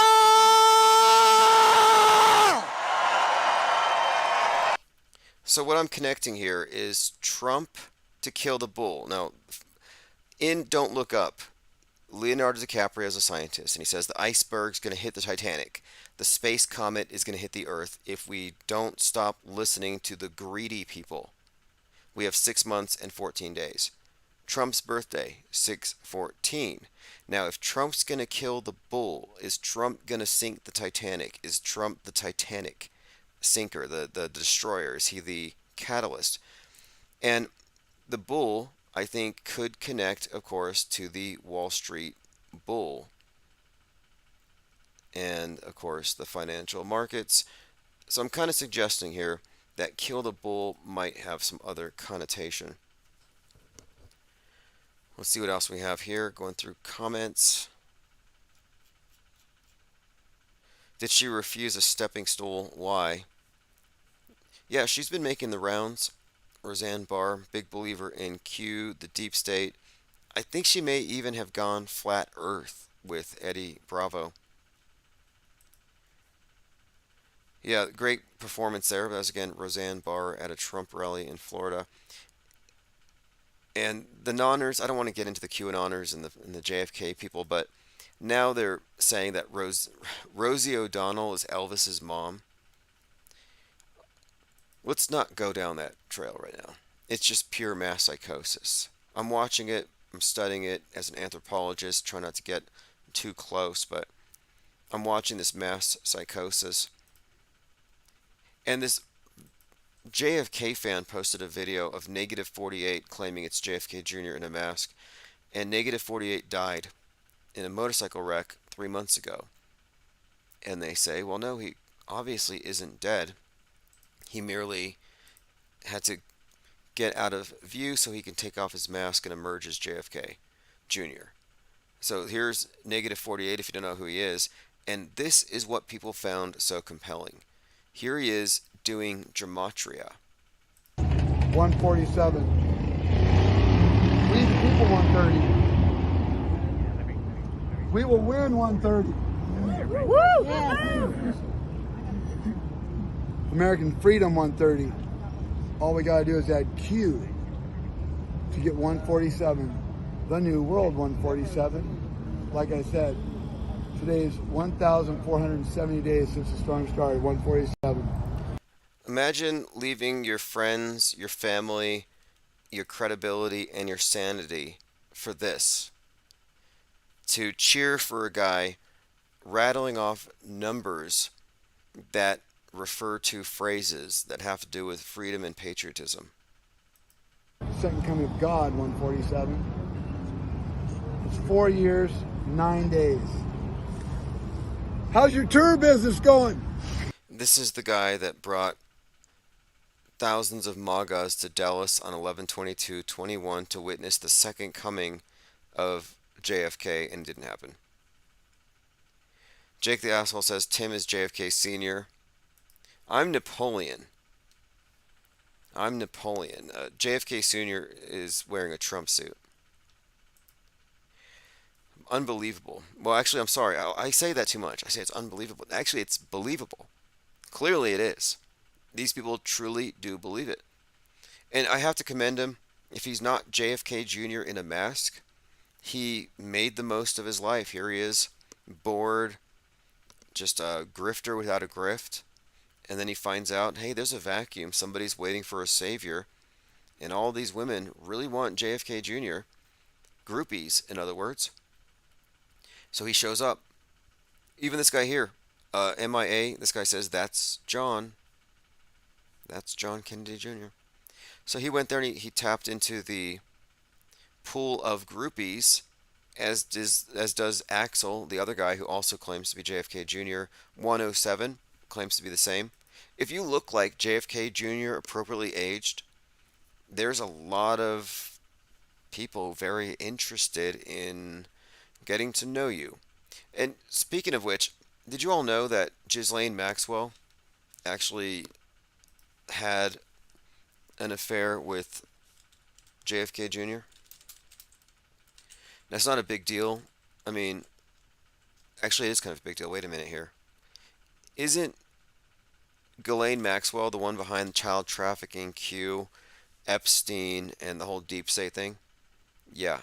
So, isn't it a little odd that JFK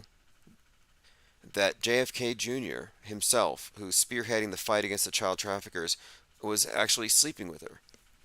Yes, during her prime years as a British socialite, Maxwell had a fling with America's most sought-after bachelor, John F. Kennedy Jr.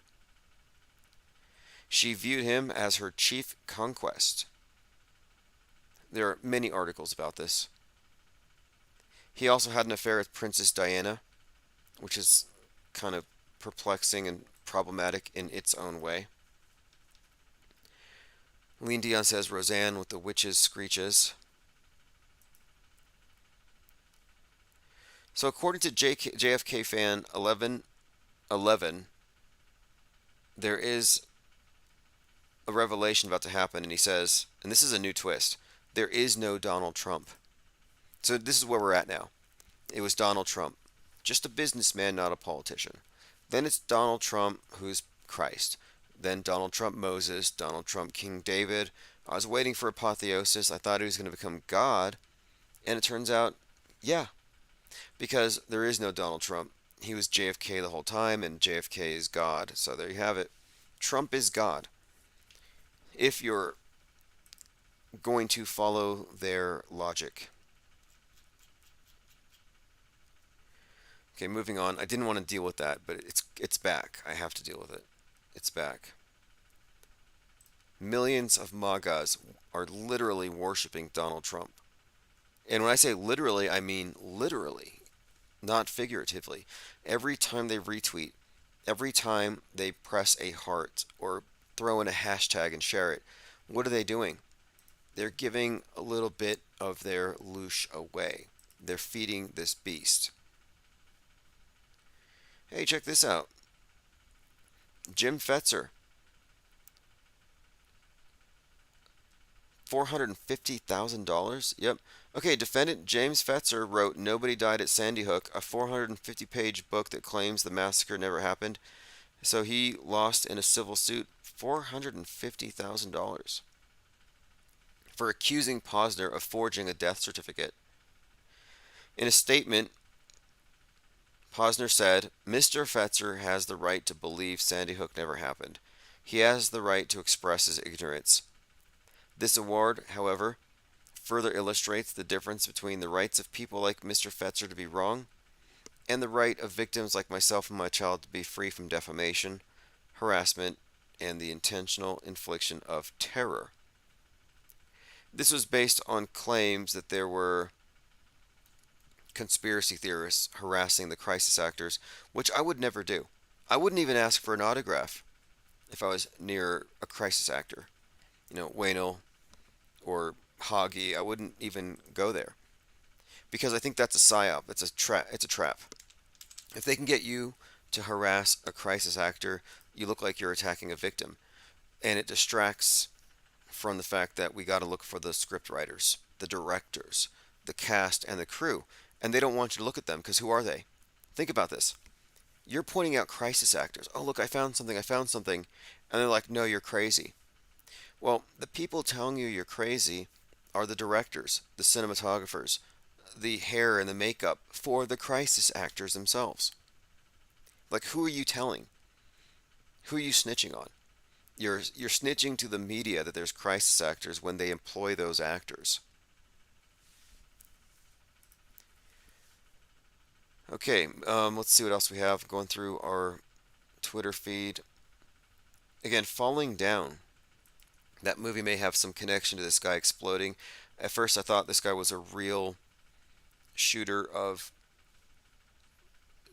these environmentalists who do believe in self-abnegation and asceticism and refraining from their worldly ways. And, really, as long as they're composted, I think it's a win-win-win situation again. But now that I look at it, I'm almost convinced that it's fake. Even though the video looks real, I'm pretty much convinced that it's fake because of the fact that they can blame Twitter. Okay, this is problematic here. Speaking of, last comment on this whole Elvis and Trump thing. Some people think that Trump is Elvis. And this is getting really weird because they're saying that Elvis's mom is Rosie O'Donnell. And that Rosie O'Donnell is much older than she pretends to be. I don't know how she got into this mix. But if Elvis is Trump and Rosie O'Donnell is the mother of Elvis, then Rosie O'Donnell is the mother of Trump, which makes Rosie O'Donnell the mother of JFK, who's Jesus. So Rosie O'Donnell's the mother of God. If you go with their delusion here, like it's unbelievable to me. Mike Kim says, look, Elvis is being compared to Buddha in Mystery Train. Let's not throw Buddha into this thing. Who isn't JFK Jr.? Raise your hand if you're not JFK Jr. That's the shorter list. Okay, we have 50 people in the chat.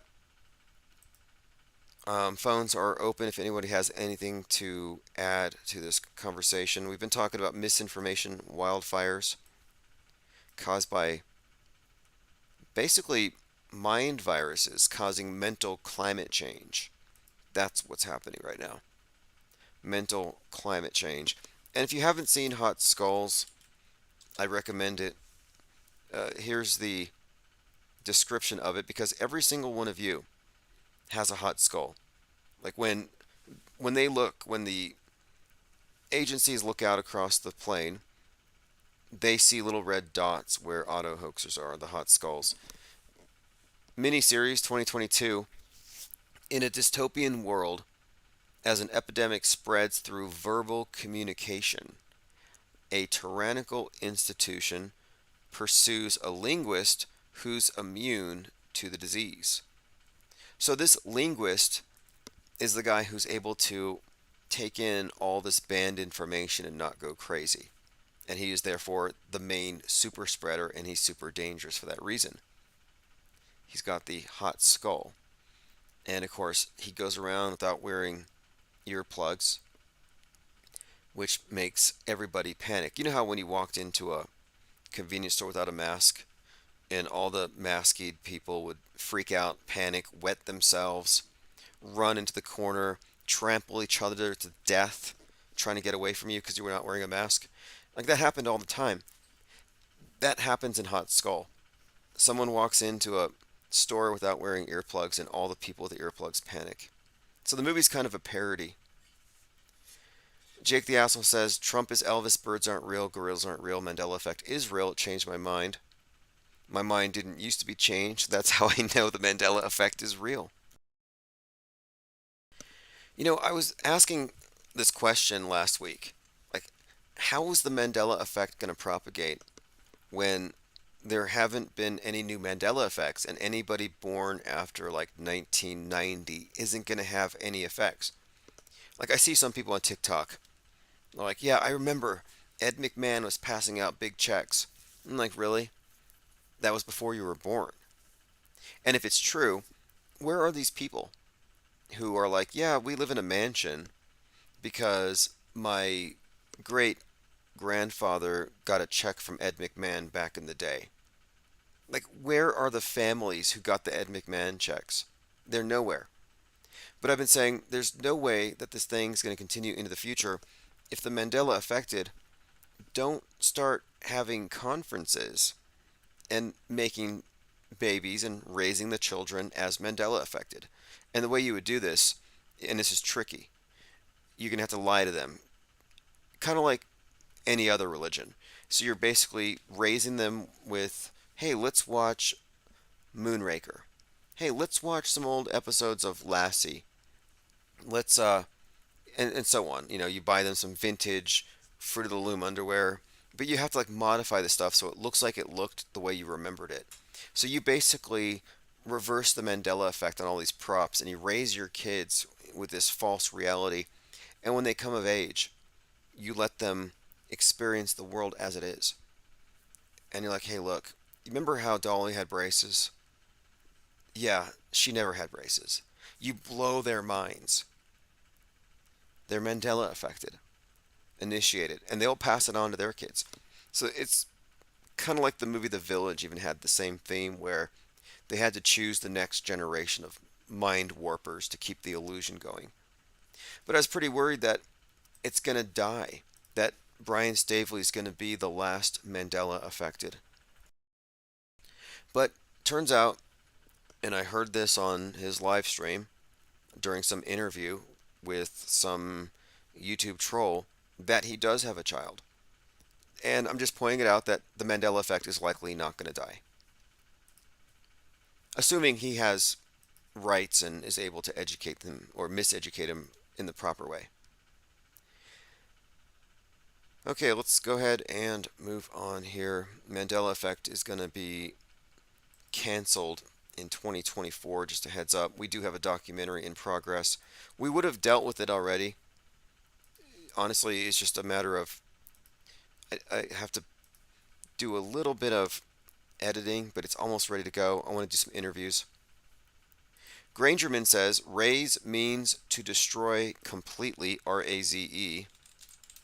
You know, I'm glad you said you brought this up, because there was this magazine cover that I saw that had Donald Trump on it, and I believe it was called Razor, but spelled, let me see if I can find the cover.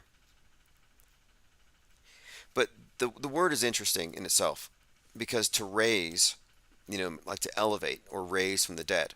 Or raise means to burn.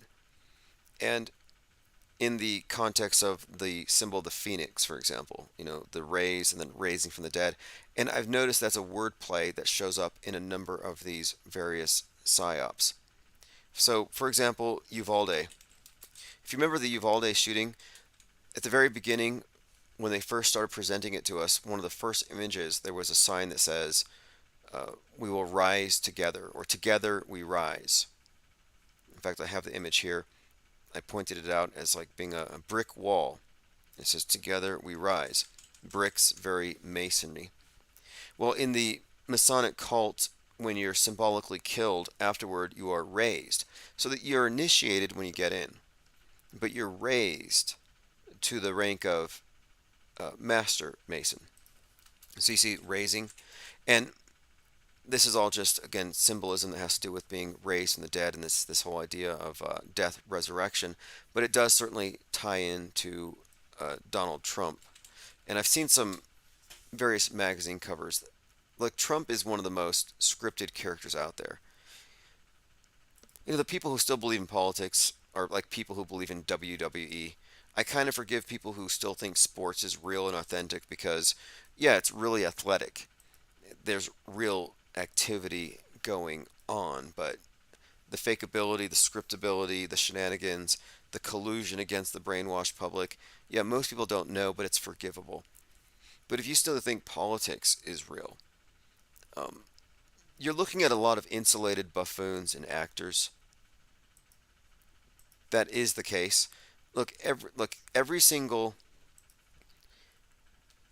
politician has to, in order to be where they are, they have to agree to the set, to the stage as it is. You don't get skepticism. So if you're following politicians, it's not like they're going to lead you to some kind of revelation about truth and the real deceptions in the world will be somehow cleared away by the right politician. It's never going to happen like that. That's not how this works. They're not going to come clean and tear down the pyramidal structure of the lie world order. This system will always be knowers in the minority ruling over the majority of believers who've been conditioned to be believers with no mental immune systems to make them susceptible to the programming. It's the maid's world order. And if you're not a believer, no, I say believer, what I mean is it's the same thing as follower. Like the people who don't question, they just follow the leader, unthinking following, mindless conformity. That's the believer. They've given over their critical thinking faculties. They just said, "No, I don't need this. I'll just trust you." We live in a world of believers and followers insofar as they're non-skeptical. That's how this trick works. That's how mind control works. You can be the most intelligent people in the world. You can even be rocket surgeons. But if you take everything on the screen at face value with no skepticism, you're intellectually, mentally, and reality compromised. We always talk about, oh, the politicians are corrupt. Yeah, okay, so they're corrupt, sure. But they're reality compromised. I think that's worse. Much, much worse. Every single politician is in a doomsday cult. We are in a global doomsday cult. Jake the Asshole says, NFL football players look more like WWE than ever. Politics is WWE without the fake fighting. It really is, and it's become increasingly more like reality TV, and it's all about clicks, TikTok. Look at MTG and Lauren Boebert, groping and vaping and swearing and putting pipe bombs outside of the Capitol, just being vulgar. MTG dressing up like Cruella DeVille. Like all of their antics and buffoonery is for attention. That's what wins. I said earlier, I was talking about DeSantis, and someone was like, "I think DeSantis will save us. He was really good during 2020." I'm like, no, he's boring. He has no personality. He doesn't have wild tangents goes on. He's not being indicted 91 times. He's not believably the Antichrist. He has no entertainment value. And we live in the PSYOP entertainment complex. I constantly hear the phrase attention economy. If you can't hold attention, you're worthless in this system. Jake the A-hole says, Trump was in the WWE and had a feud with Vince McMahon, but Trump fans won't make the connection that his presidency is fake like pro wrestling. Yeah, it's funny you say that.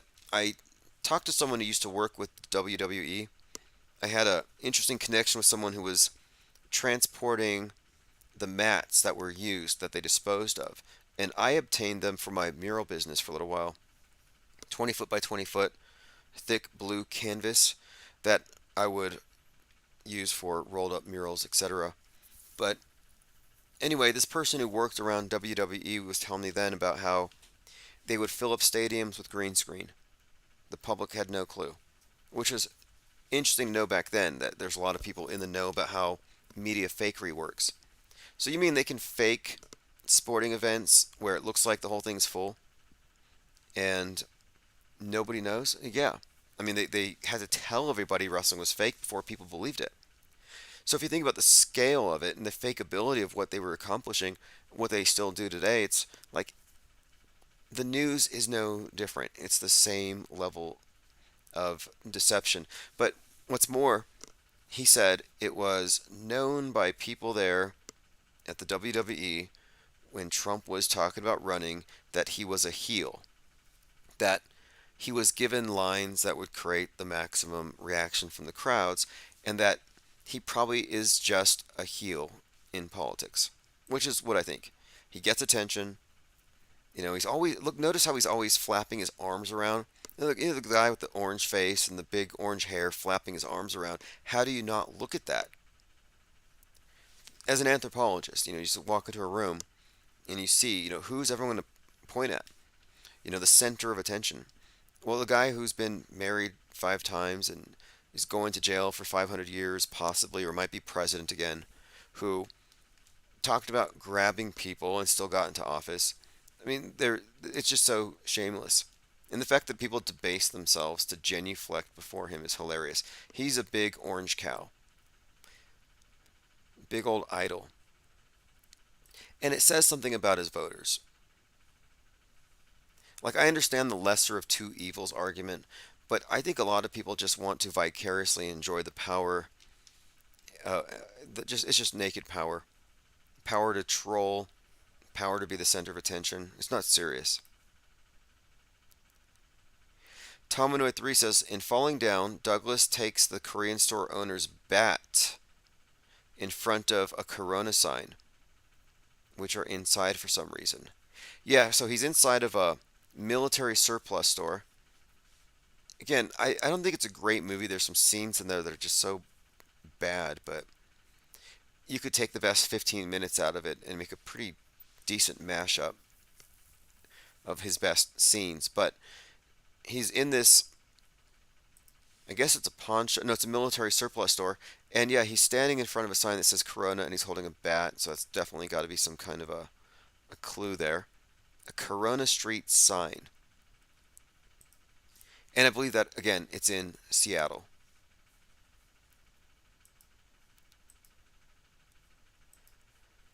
Okay, let's see what else we have here. I'm catching up on comments.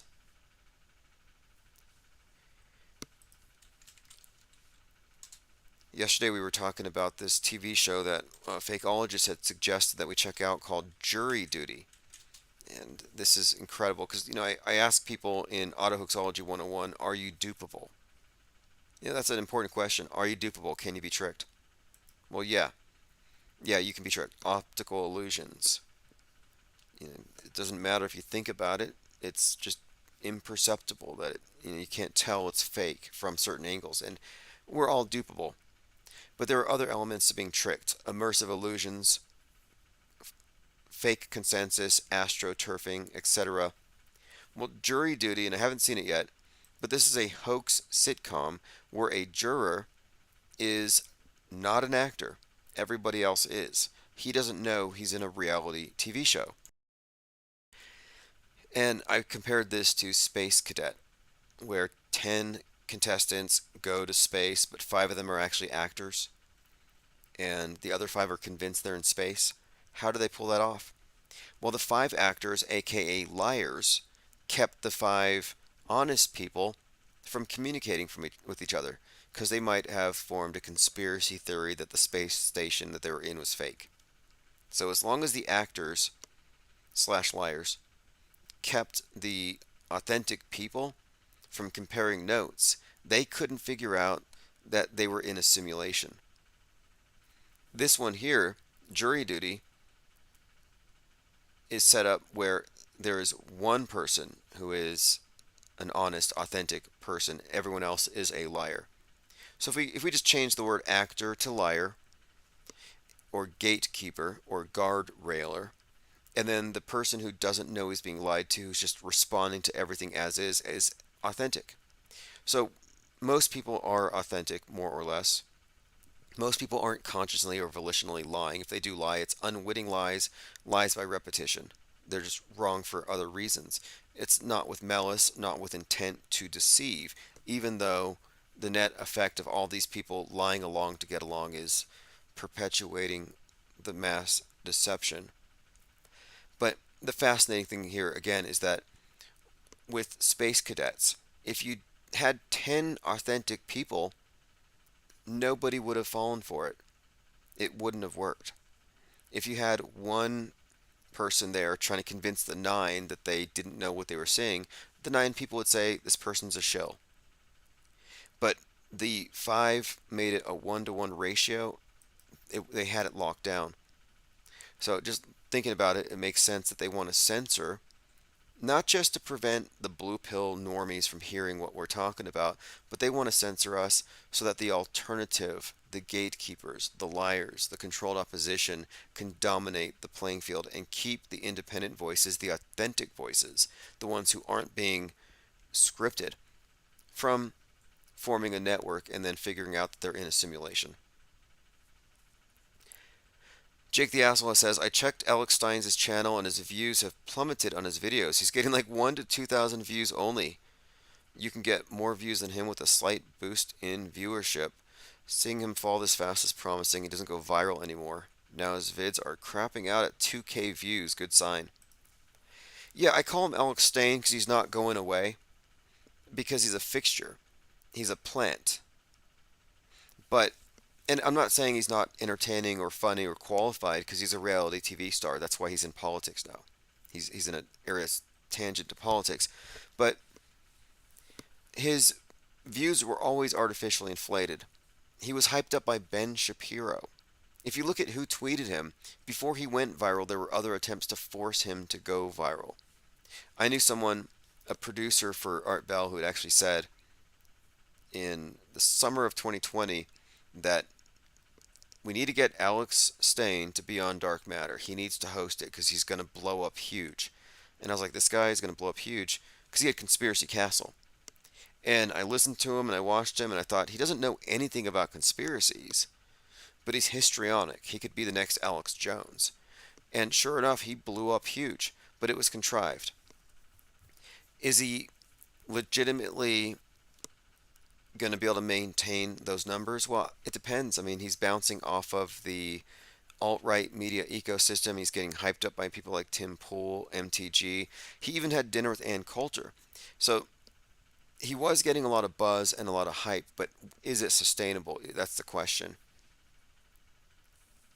It's a good test.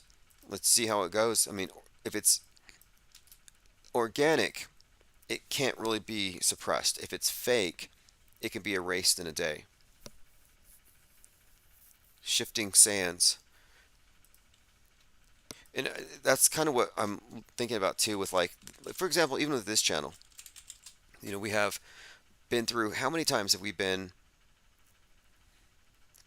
shut down? And yet we reconstitute again and again and again. And that's because we are built on something solid. The edifice of truth, on a methodology. It's not about a compilation of what we know to be fake. It's about how we know that what we're seeing isn't what they say it is in terms of what media itself is, what mediation is, and the massified mind. But without the hype of his peers in their controlled, closed system, I don't think he could organically maintain those big numbers. Commenter asks, thoughts on Israelis killing their own on October the 5th? October the 5th? Nobody died, nobody cried. My second, I guess, reply to that would be, if you believe people actually died, what is your best evidence? If your best evidence is cognitive bias, I saw it on TV, somebody that I know knows somebody who said something about it, and I believe what they said because I think I want to believe these guys are the bad guys.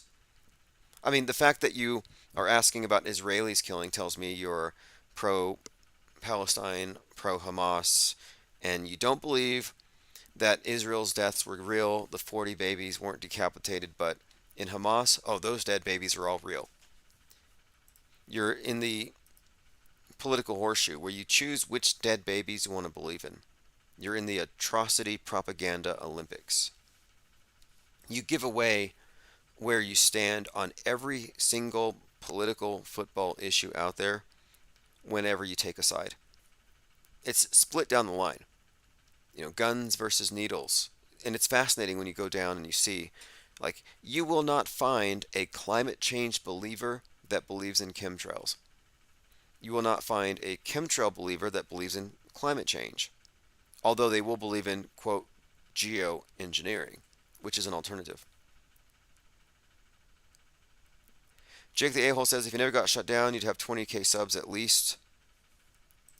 Well, in the days of Nipsey, peace be upon him, we were getting 100,000 views on our videos. We were getting a ridiculous number of hits. We had 12,000 subscribers that we accrued over the course of 4 weeks.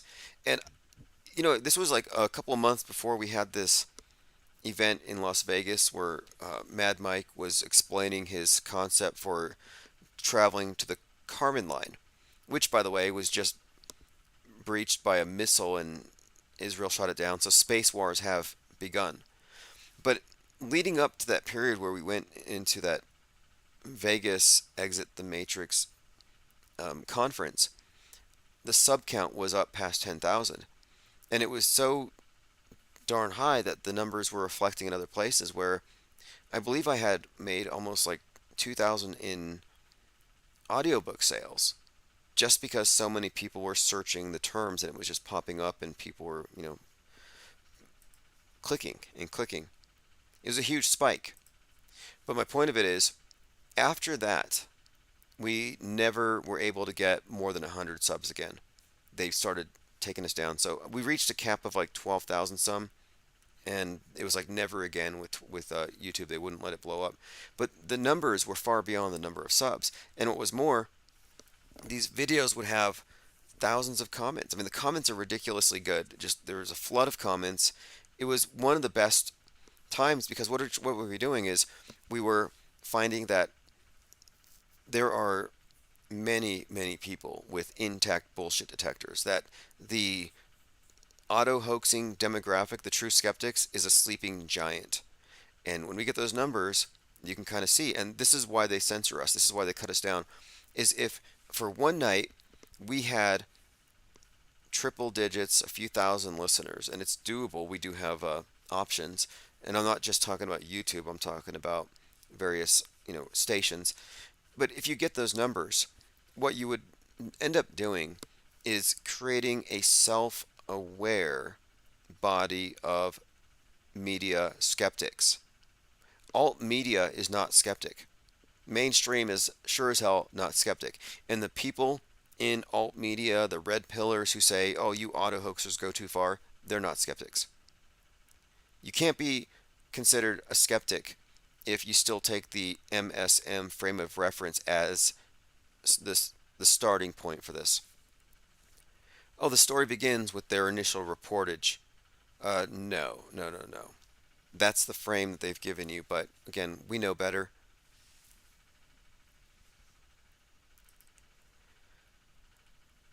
Let's see here. Look, he says, wah, look forward. Well, no, we're not crying about it. Not at all. I mean, the bigger point that I'm making here is that even though these channels have been consistently hacked down and chopped down, burned, because they're a bunch of book burners, mercilessly destroying our channels, our Discord servers, etc. What I'm saying is that despite that, at any moment, those numbers could jump right back up. It's just a matter of sending a big enough signal, which is what we're working on right now. And the signal is going to be something, it could be anything. It could be the documentary by this group out of Scandinavia. It has to be something that gets anybody who's ever had any contact with our mind viruses on the same sheet so they realize we're still around. I get emails from people who are like, it's good to hear you live again. I thought you quit. It's like, what do you mean? We've been here every single night. But I don't reminisce like nostalgia, and I'm not looking back with like, oh, things were so much better then. They certainly weren't. The fact that they have made an effort to suppress channels that even go near this is, to me, progress. It's hemorrhaging. The beast matrix media is bleeding. We are bathing in the blood of it every single day. It's just hemorrhaging, and the best they can do is censor or use little guilt trips to stop jabbing holes in our story here. Stop saying fake dead kids' lives don't matter. Stop debunking stuff. Stop taking away the emotional impact. Stop blunting our trauma-inducing mind control propaganda. You're blunting its impact, which is what we're doing. If I'm saying, hey, look, it's safe It's not only safe, it's sensible, and it's far more intelligent to wait 24 hours before agreeing that something is true as described. A year ago, if you said that, people would think that we were going too far, but now everybody's agreeing. Look at the mess of Israel and Hamas. It's a mess because nobody has a firm grasp. Now it's choose your own atrocity propaganda. And everybody's racing to find out, or they're racing to the most credible claim, the most credible account of an atrocity so that they can grandstand upon it. Like, again, nobody wants there to be 40 decapitated bodies more than Ben Shapiro. Jake the A-hole says, I never covered that rapper's fake death, never heard of him. So when I saw you blow up by talking about him, I was shocked to see how many people were following overnight, basically. Right. That was a big one. And I'd never heard of him before. I mean, he could have been a CGI creation made the night before. But the reason why that one was so intriguing is, well, it had examples of obvious predictive programming. The Christ crucifixion symbolism was pretty obvious. And they did the one-armed moving chest compressions with no blood so badly that we had people who were involved in, first responders and nurses commenting on how fake it all was. And it was trending on TMZ. There was like an endless amount of content to talk about, and it brought up the bigger death fakers thing because, of course, he was in a video called Die Young by Roddy Ricch, which has the Die Young curse, kind of like the 27 Club curse with all these 27-year-olds, Jim Morrison, Jimi Hendrix, Janis Joplin, Kurt Cobain, all these 27-year-old rock stars dying. The Die Young curse is similar. And in that video, Nipsey Hussle's on the singer's iPhone in a cemetery when he's singing the verse about not wanting to die young. There are so many connections that it reached the target audience. So the audience that was targeted with that psyop, they were meant to be infused with a whole lot of new conspiracies to create paranoia about the police. It was a target marketed psyop, and we reached its target demographic with a counter narrative. We're saying, hey, how come TMZ is interviewing witnesses that the LAPD has not interviewed?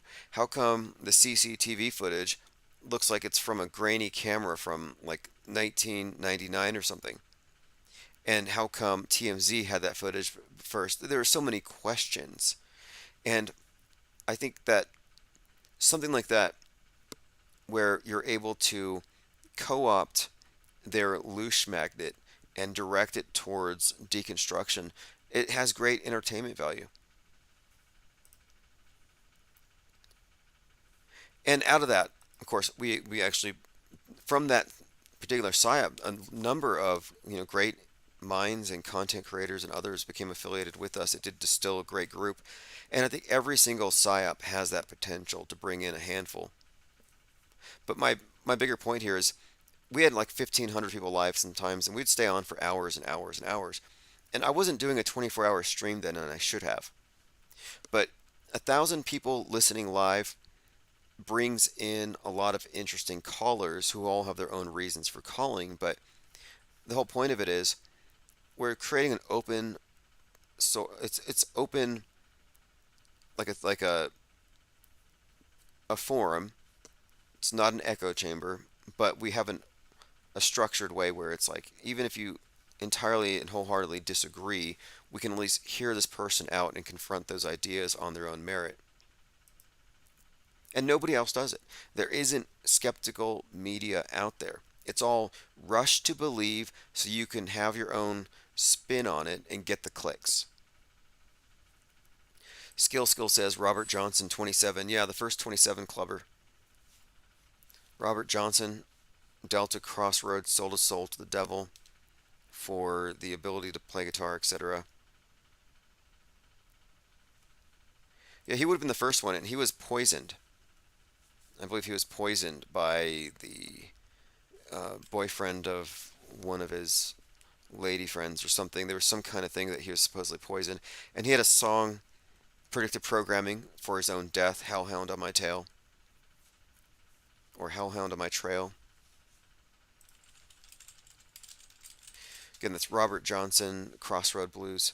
Interesting story, but you'll find there's a similar story with a lot of musicians. There's this documentary, kind of overtly, Christian church lady stuff. I think it was called "They Sold Their Souls for Rock and Roll," and it's a great documentary of source of all these different musicians. Yeah, here we go. Satanic rock and roll documentary. They sold their souls for rock and roll, 2004, by Faith Floats. Even U2 is in there. Great collection though, but it's pretty much all of them.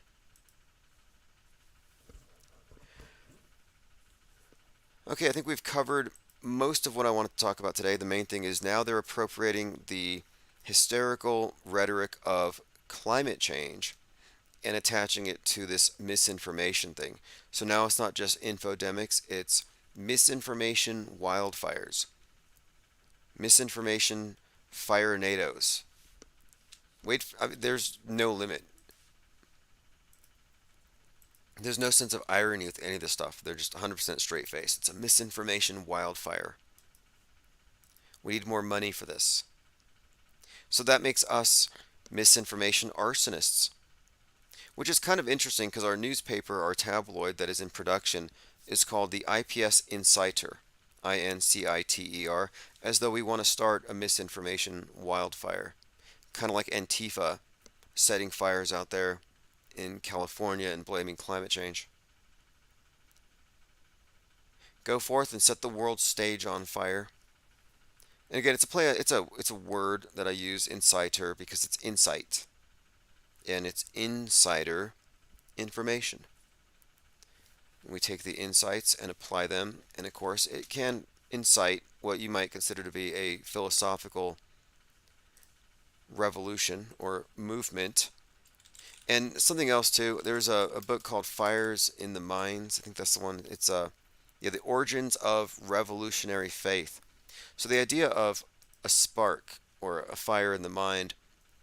Hot Skulls, the movie Hot Skulls, about a verbally communicated mind virus that causes a societal breakdown unless they quarantine the people spreading it.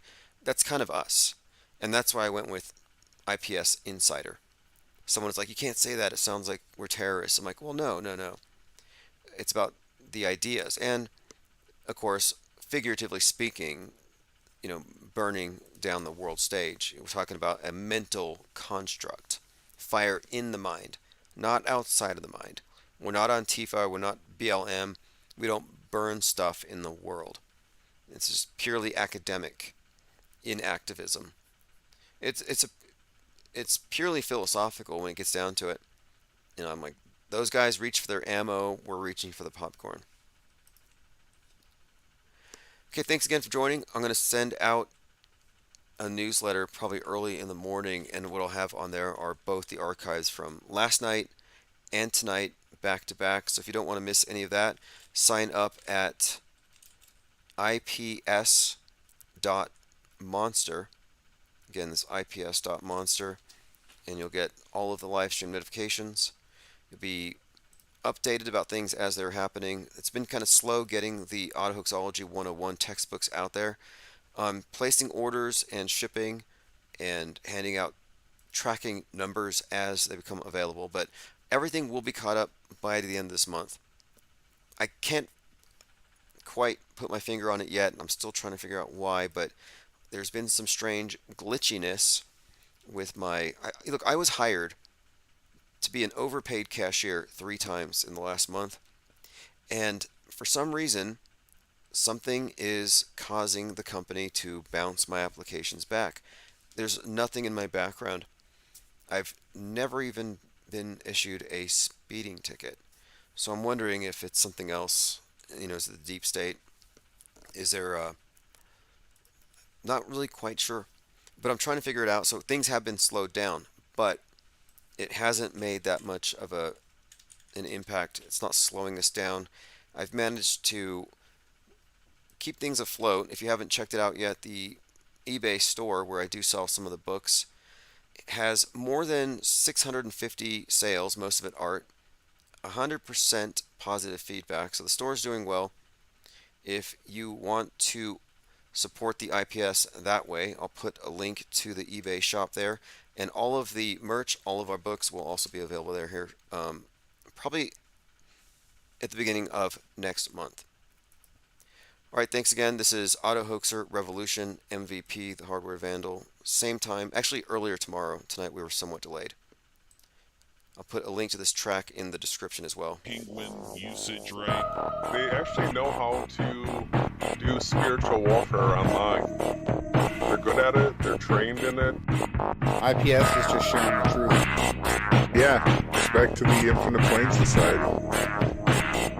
The Auto Hoaxer Revolution.